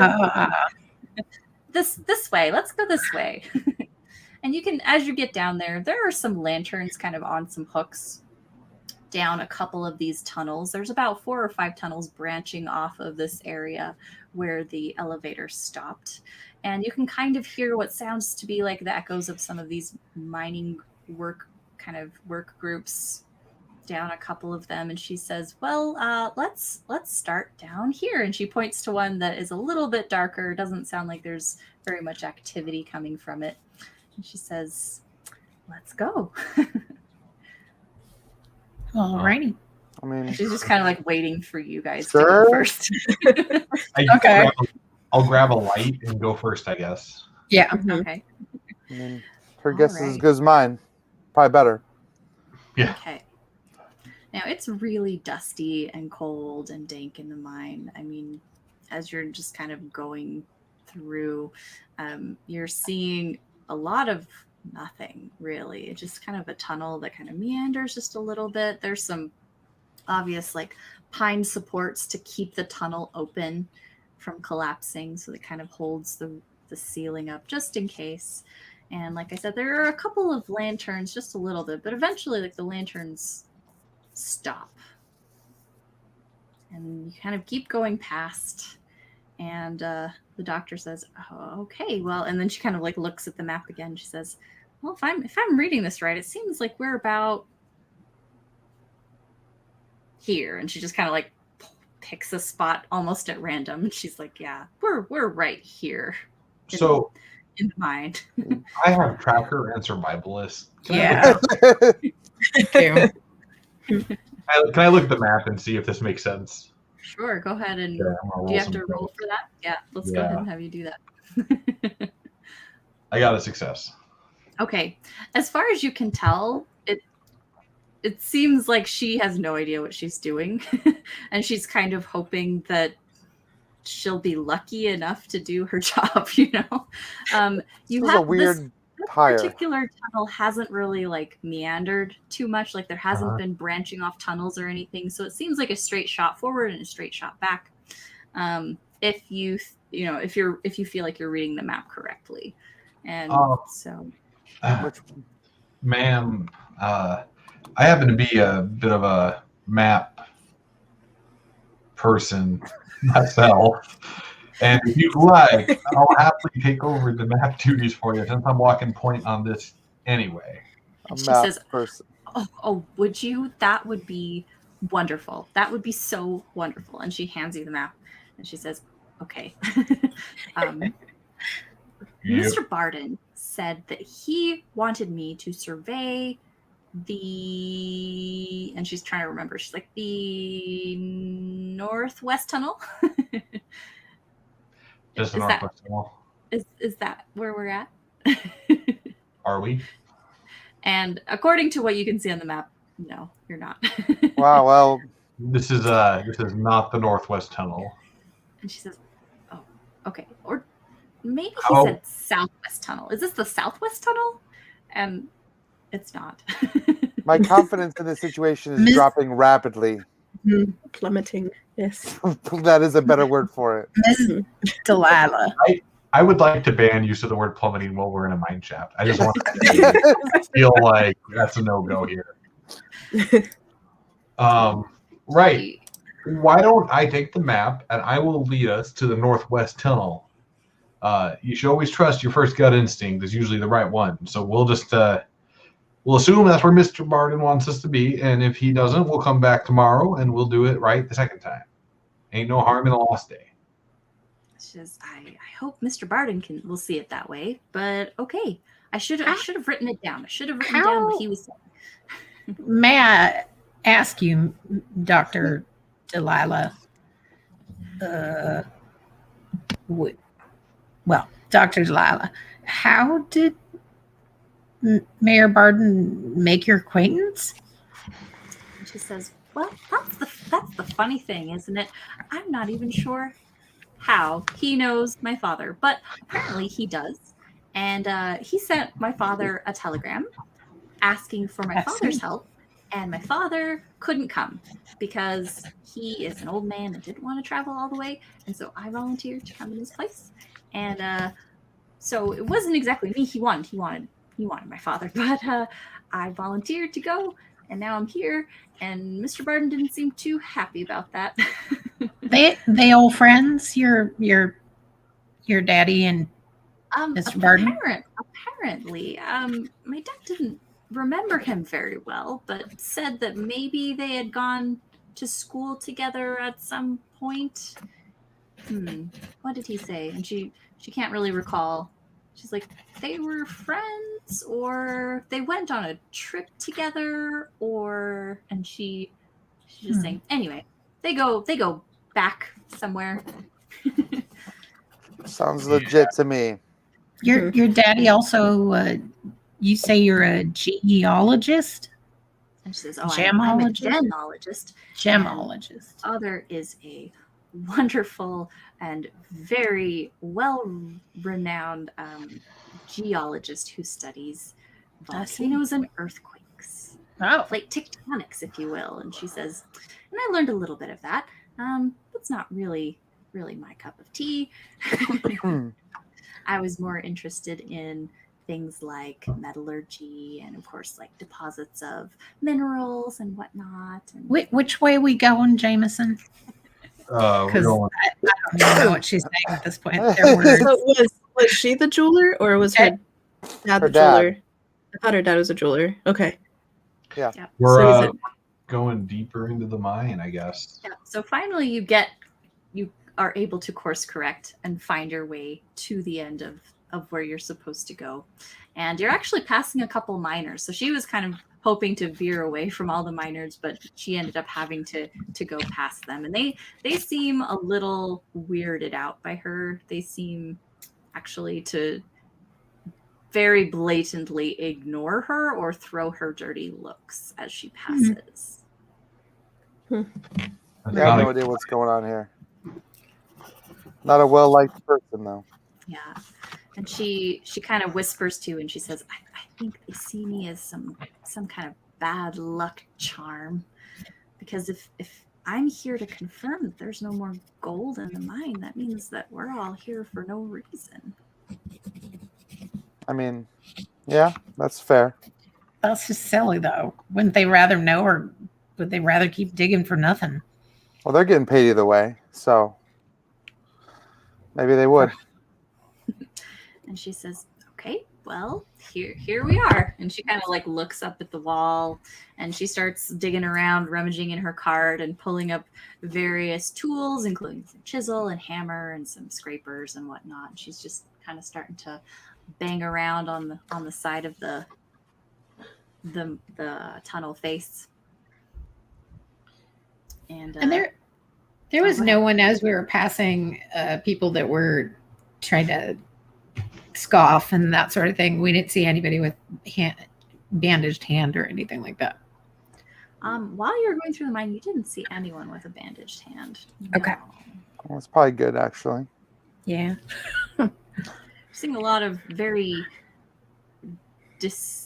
angry and kind of, I would say, kind of distracted faces. A lot of men with dust all over them because they've been working at least since daybreak, right? Yep. They don't seem like too keen on talking.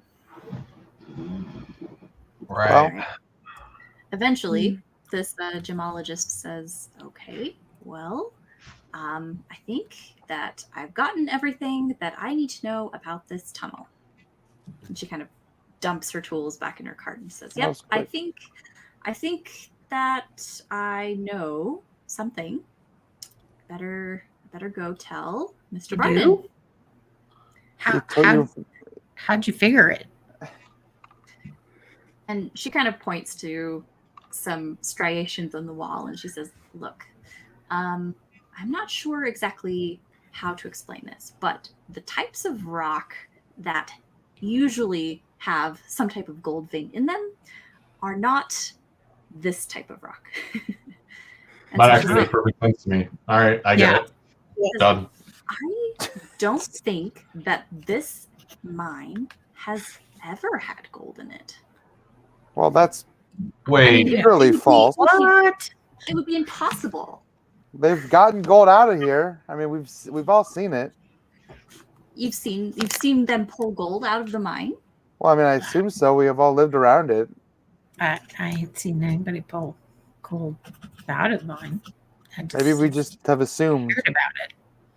Well, I mean, if you're right, I mean, I hope you're not, because that means that my father wasted a lot of money on my university education. But if you're right, I mean, then where did that gold come from? I mean, maybe we're just in the wrong spot, right? Maybe.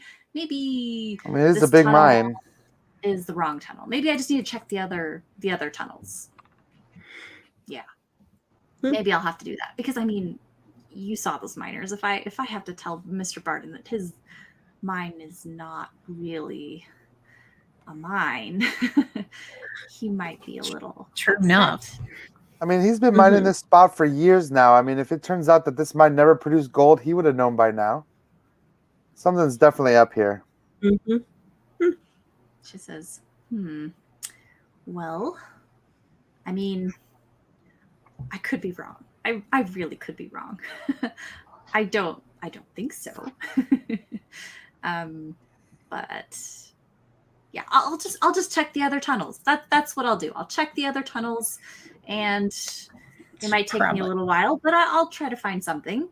And she says, yeah, okay. She just kind of like wanders down the tunnel, just like writing notes in this tiny notebook. I'm going to stop her from heading off without us. And she says, oh, you want to come with me? No, you shouldn't wander down here alone because you can't read a map. And she says, oh, That's We can. proven point. You are so smart, Mr. Jameson. Well, He has his moments. It might take me the rest of the week maybe to make a full survey of the mine. Well, I think we're happy to keep helping you. We're mighty curious about what's going on down here. And she says, okay, well, I would appreciate the company. Yep. Yep, sure. I mean, I'm in if Jameson Yeah. is, especially. Excellent. Okay. It does get to a point though where Molly, you know that you do have to be back at the restaurant to have your meeting with Mr. Yes. Riggs. Mhm. Oh, that's right.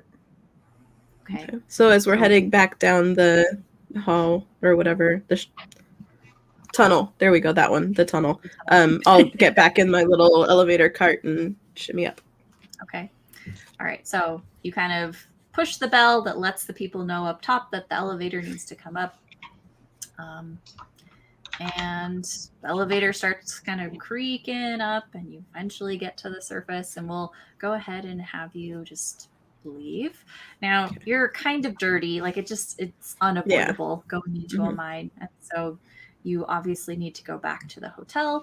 And when you get there, Mr. Riggs is actually waiting for you, sitting in that table that Connie Caroline said she would reserve. And he says, Miss McGee, wonderful to see you. Do you want to clean up first before we have our little chat? Yes, please. That would be wonderful. I'm so sorry. I will be down in just a moment.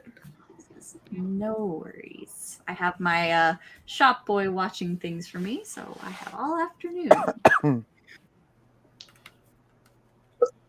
Okay, so I assume. So I go upstairs to get ready. Okay. Excellent. All right. Is there anything specific that you want to do before you just come right back down, or? No. I'll just wash up a little bit, and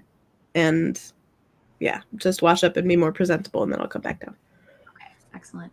So when you come back down, Mr. Riggs is actually kind of whispering to Pierre, and they're just kind of having a private conversation. As soon as they see you come down, they stop talking, and they kind of both smile. Pierre nods his head, shakes Mr. Riggs's hand, and then goes back into his office. Okay.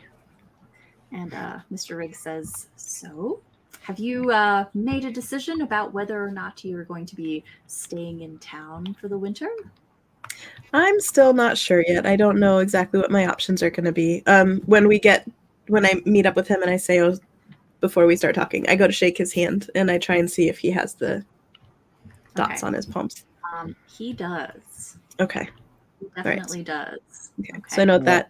Sit down and tell him, not sure, haven't made my decision yet. I'm just seeing what my options are. He says, well, Mr. Lambert sure hopes that you do stay. In fact, I think we would all like it if you stayed a little while.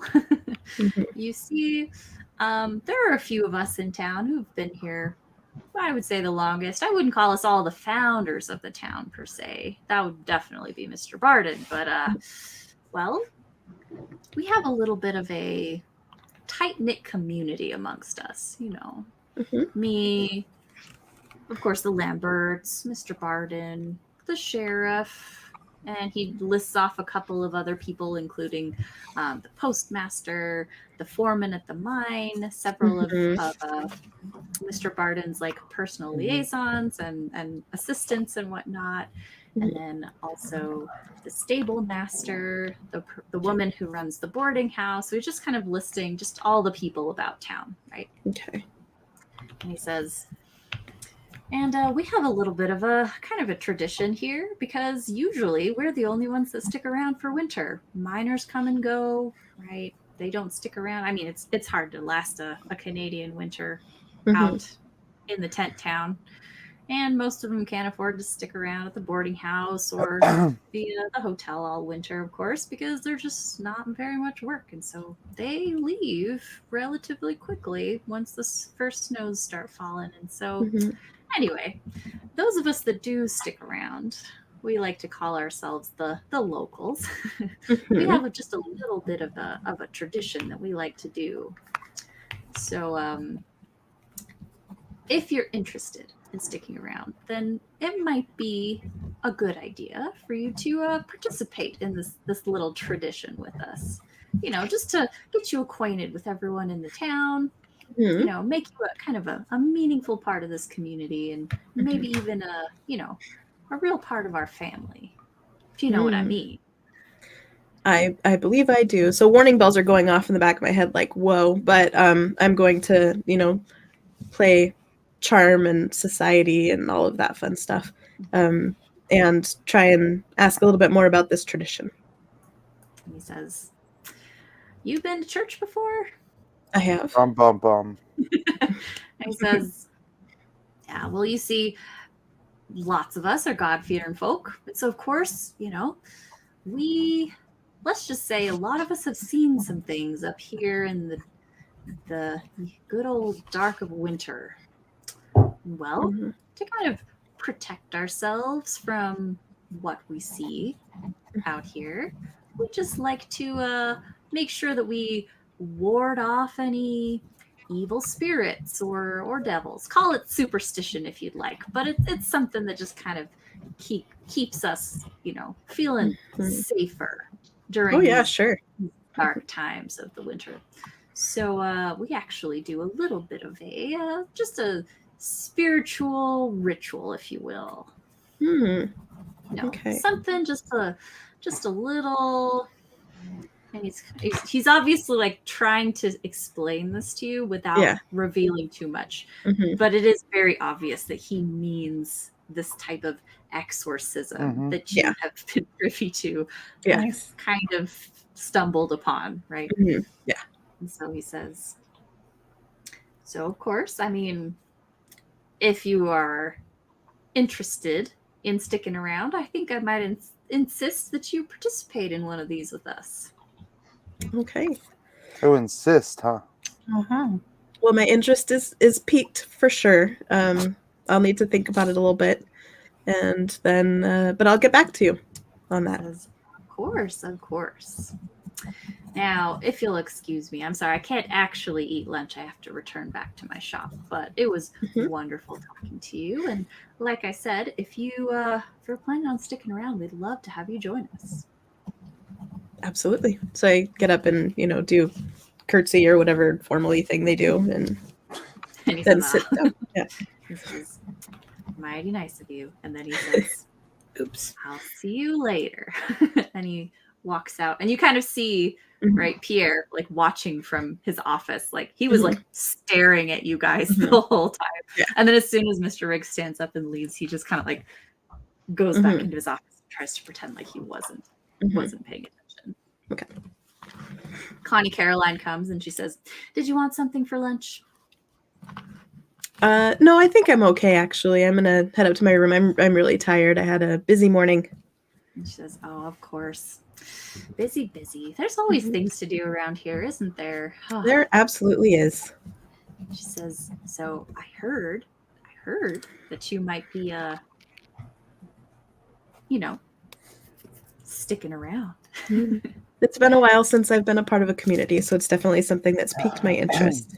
She says, oh, we're a wonderful bunch up here, for real. You know what?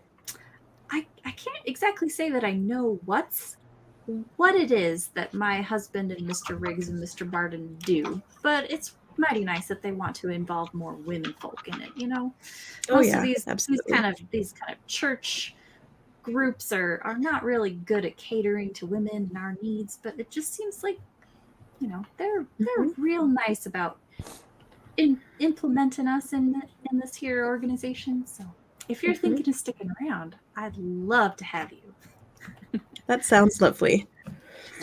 Okay, well, have a nice day, and I will see you again later. And then she kind of walks off. Okay. And I go back up to my room. All right, let's go ahead and go back to Katie, Jameson, and Bailey. All right, so you spend a few more hours in the mine. Basically, you feel like if you didn't stop Dr. Whitaker and tell her that she probably should take a break and go eat something or rest, or that she would just be in here indefinitely until she collapsed.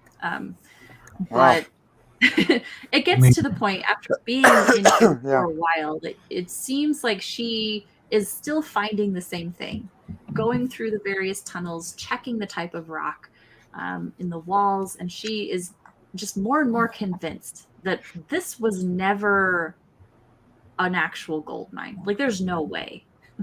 She's like, they've done a really good job tunneling.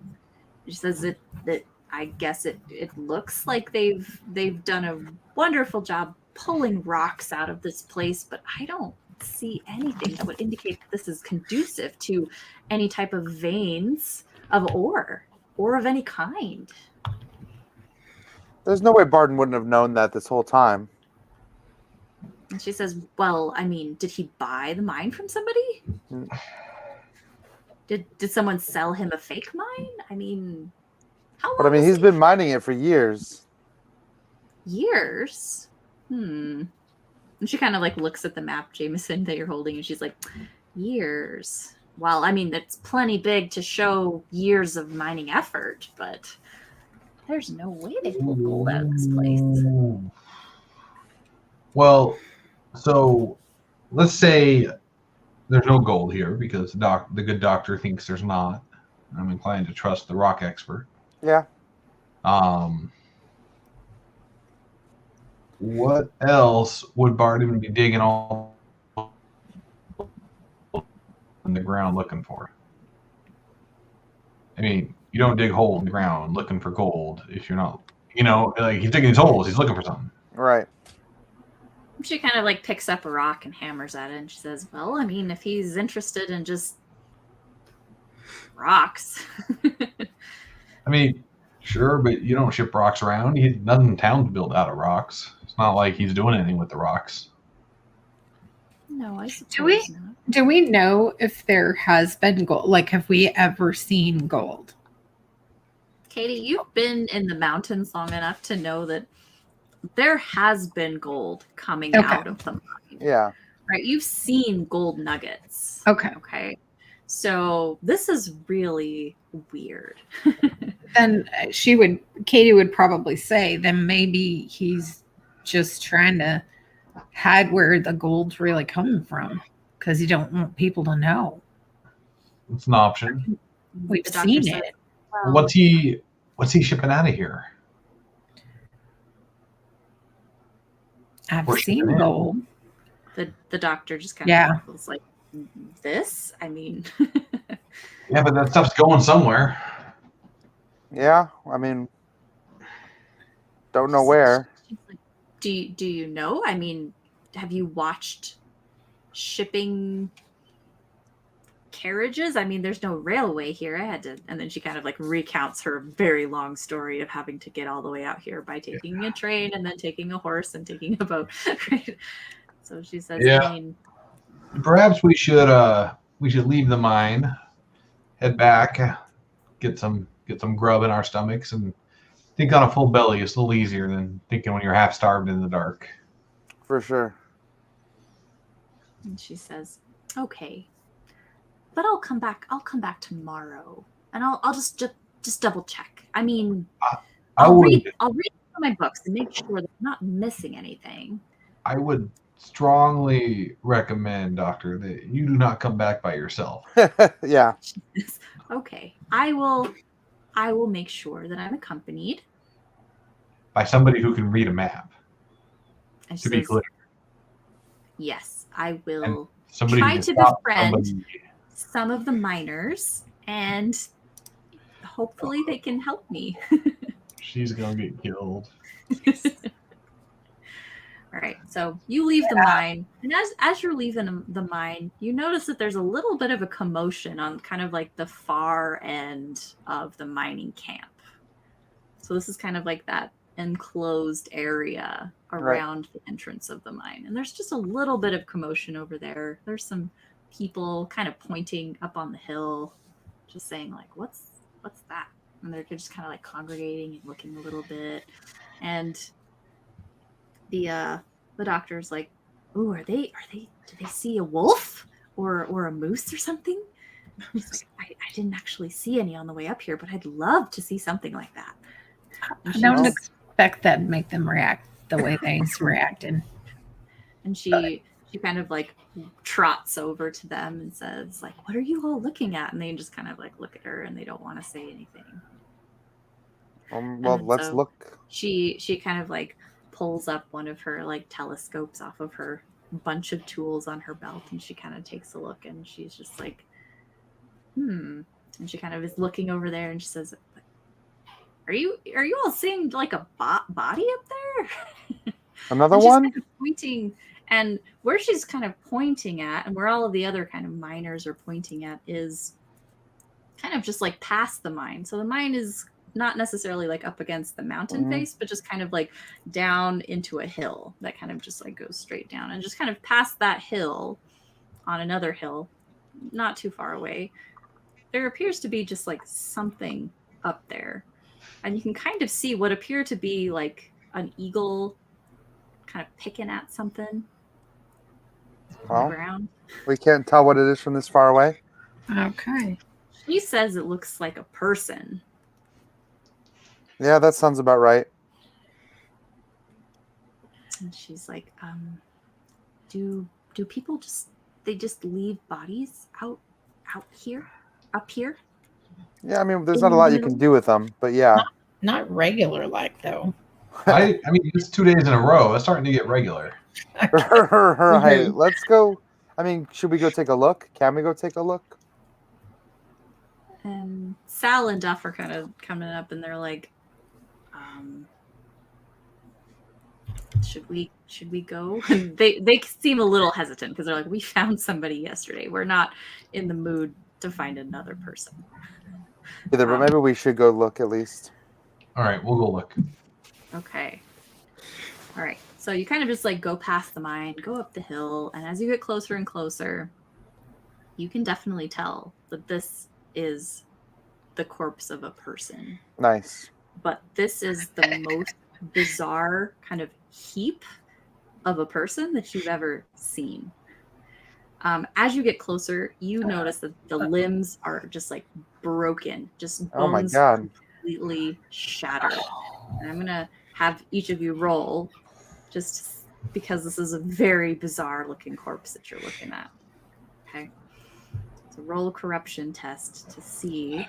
Okay, apparently this doesn't bother me nearly as much as the guts all out in the bucket. I got a 3 and a 6. Okay. I also passed mine. All right. And I'm not with them, right? Because I went That's- to Yeah. the room.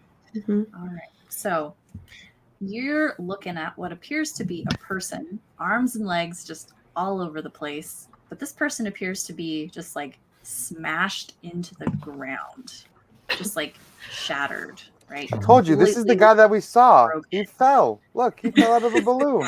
You can definitely figure that this person fell from an enormous height. Like Nobody was hundreds flying. of feet. I But told there's you nothing guys. around. This is just a hill, right? There's nothing. But this person Right. definitely fell from a very high height. And also notice that they are missing a finger. What? Oh, Right. Hmm. dun dun dun. Ah, Funny though. found least- it. Found it. At least now we know. Mangled hand. And this is the hill he will die on. He chose this hill. Oh. Okay. Well, let's go ahead and end there. It's been about 2.5 hours. So we're going to go ahead and just stop at this cliffhanger for this week.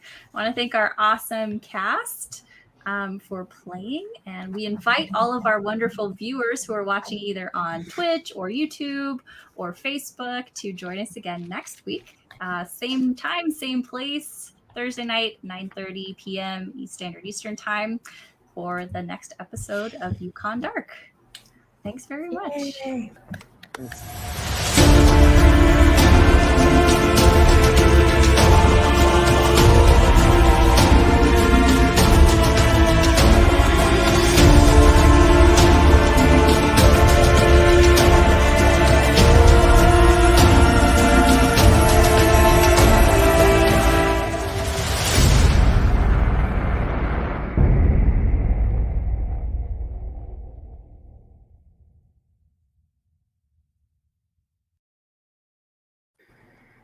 Okay. So awesome. How do you follow that? That's such an epic sound effect. I know. All right. I think it's impossible.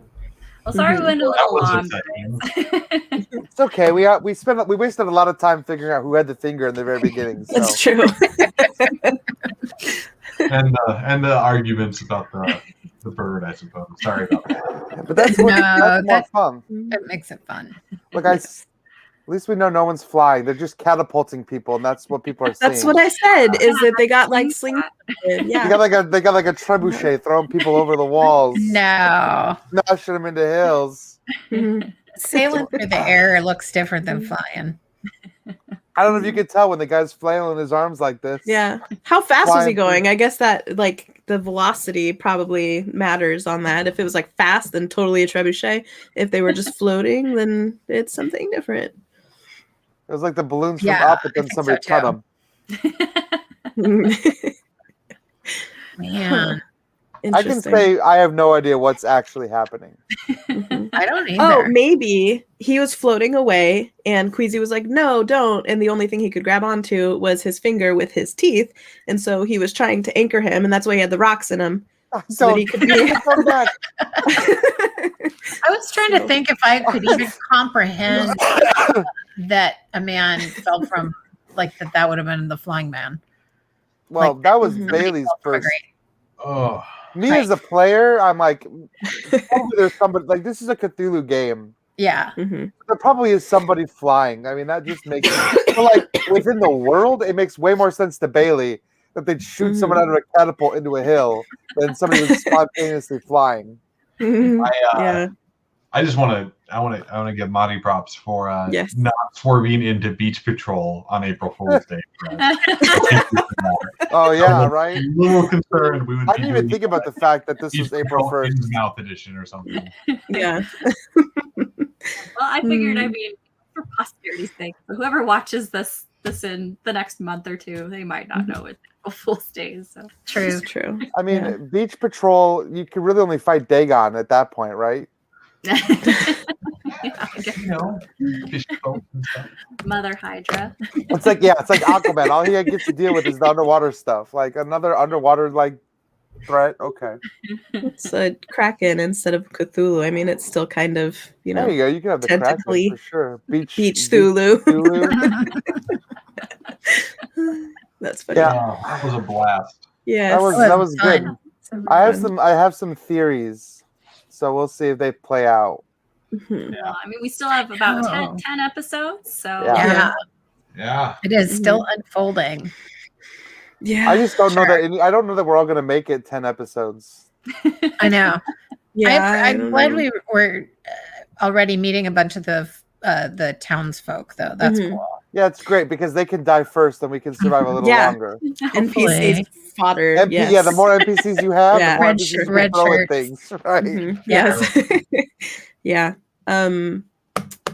Also, what was I going to say? Yeah. Yeah. No, it's great. Having a lot of fun. I know. I'm having fun If too. anybody's still watching this, Monday at 2 Eastern, we're doing Tiny Talk. It's a 15-minute Q&A segment about the Tiny D6 system. So you can Nice. hop on and do it live and ask your questions. It'll be on all the same places. So every Monday or just this Monday? So far, it'll be every other Monday. Every other Monday. Okay. Yeah, Cool. and we're trying it live first. If that doesn't work, we might switch to send your questions in advance and radio host show. Who is we, Alan? Who's Yeah. doing it with you? It's the Royal We. Oh, the Royal We. Okay. You get used to using Royal We a lot when you're a one-person company doing marketing speak. That's true. I like that you say we, though. That's like a team thing. We as the company. Yeah. No, it makes sense. to I guess me. it's not a one-person company. There's Erin, but she won't be on. Yeah. She'll be at work. So That's true. Mhm. And all of your The talented lead freelancers. designer. That's fun. Cool. So, yeah. And people Yep. just ask the Monday. questions in the chat. Yeah, folks can just come in when we're live and they can ask questions in the chat. They can put them in advance in like the Facebook group or at Twitter or something, and I'll try to collect them and answer them. But it's specifically about the Tiny D6 system. Whatever folks want to ask, they can ask. GM tips, GM tricks. Just how Cool. tiny is it? That's what I want to know. Brian. I'm obviously talking about the Man. D6 that he Man. uses, guys. Come on. Uh-huh. Mhm, mhm. Yeah. To segue away from that real quick, I remembered what I was going to say. It's being sick. My brain is mush right now. I'm glad we got to use the corruption saves this time because I don't think we did that first Yeah. session. So it was cool to see that. being Yeah. used. That's always fun. So Well, it's Yeah. good. It's good to kind of ease into like the creepy stuff and not, yeah, lose I your wanted mind the to first ask day. slow If build. we were, because this is my first Tiny D6 game, yay. Hmm. If we were going to play, I know, and I'm really enjoying it. If we were going to play with XP, or if we were going to, since that's one of the ways you can regain corruption. So it's not a big deal. It just would be good to know when we're I failing wasn't corruption on it saves. because it's just like a 12 Yeah. week. Oh yeah, you want to lose That's that cool. corruption. We want it all gone by the end. Yeah, I'm hoping to ramp up the creepiness, right? Oh, It's sweet! good to Because know. we didn't wrap enough this section. I'm excited for more. Thank you. I'm super excited for more. Yeah, I am too. Yeah. Good. This is gonna go some dark places, I think. Yeah. Like the bottom of a mine. Like that's exactly what I was about to say. So thank you. And we're Sorry. done. We're going outside. Thanks everyone for hanging out. Thank all our Thank players. you. And Thank Yeah, thank you guys. we'll see everybody next week. Bye. Bye. Bye.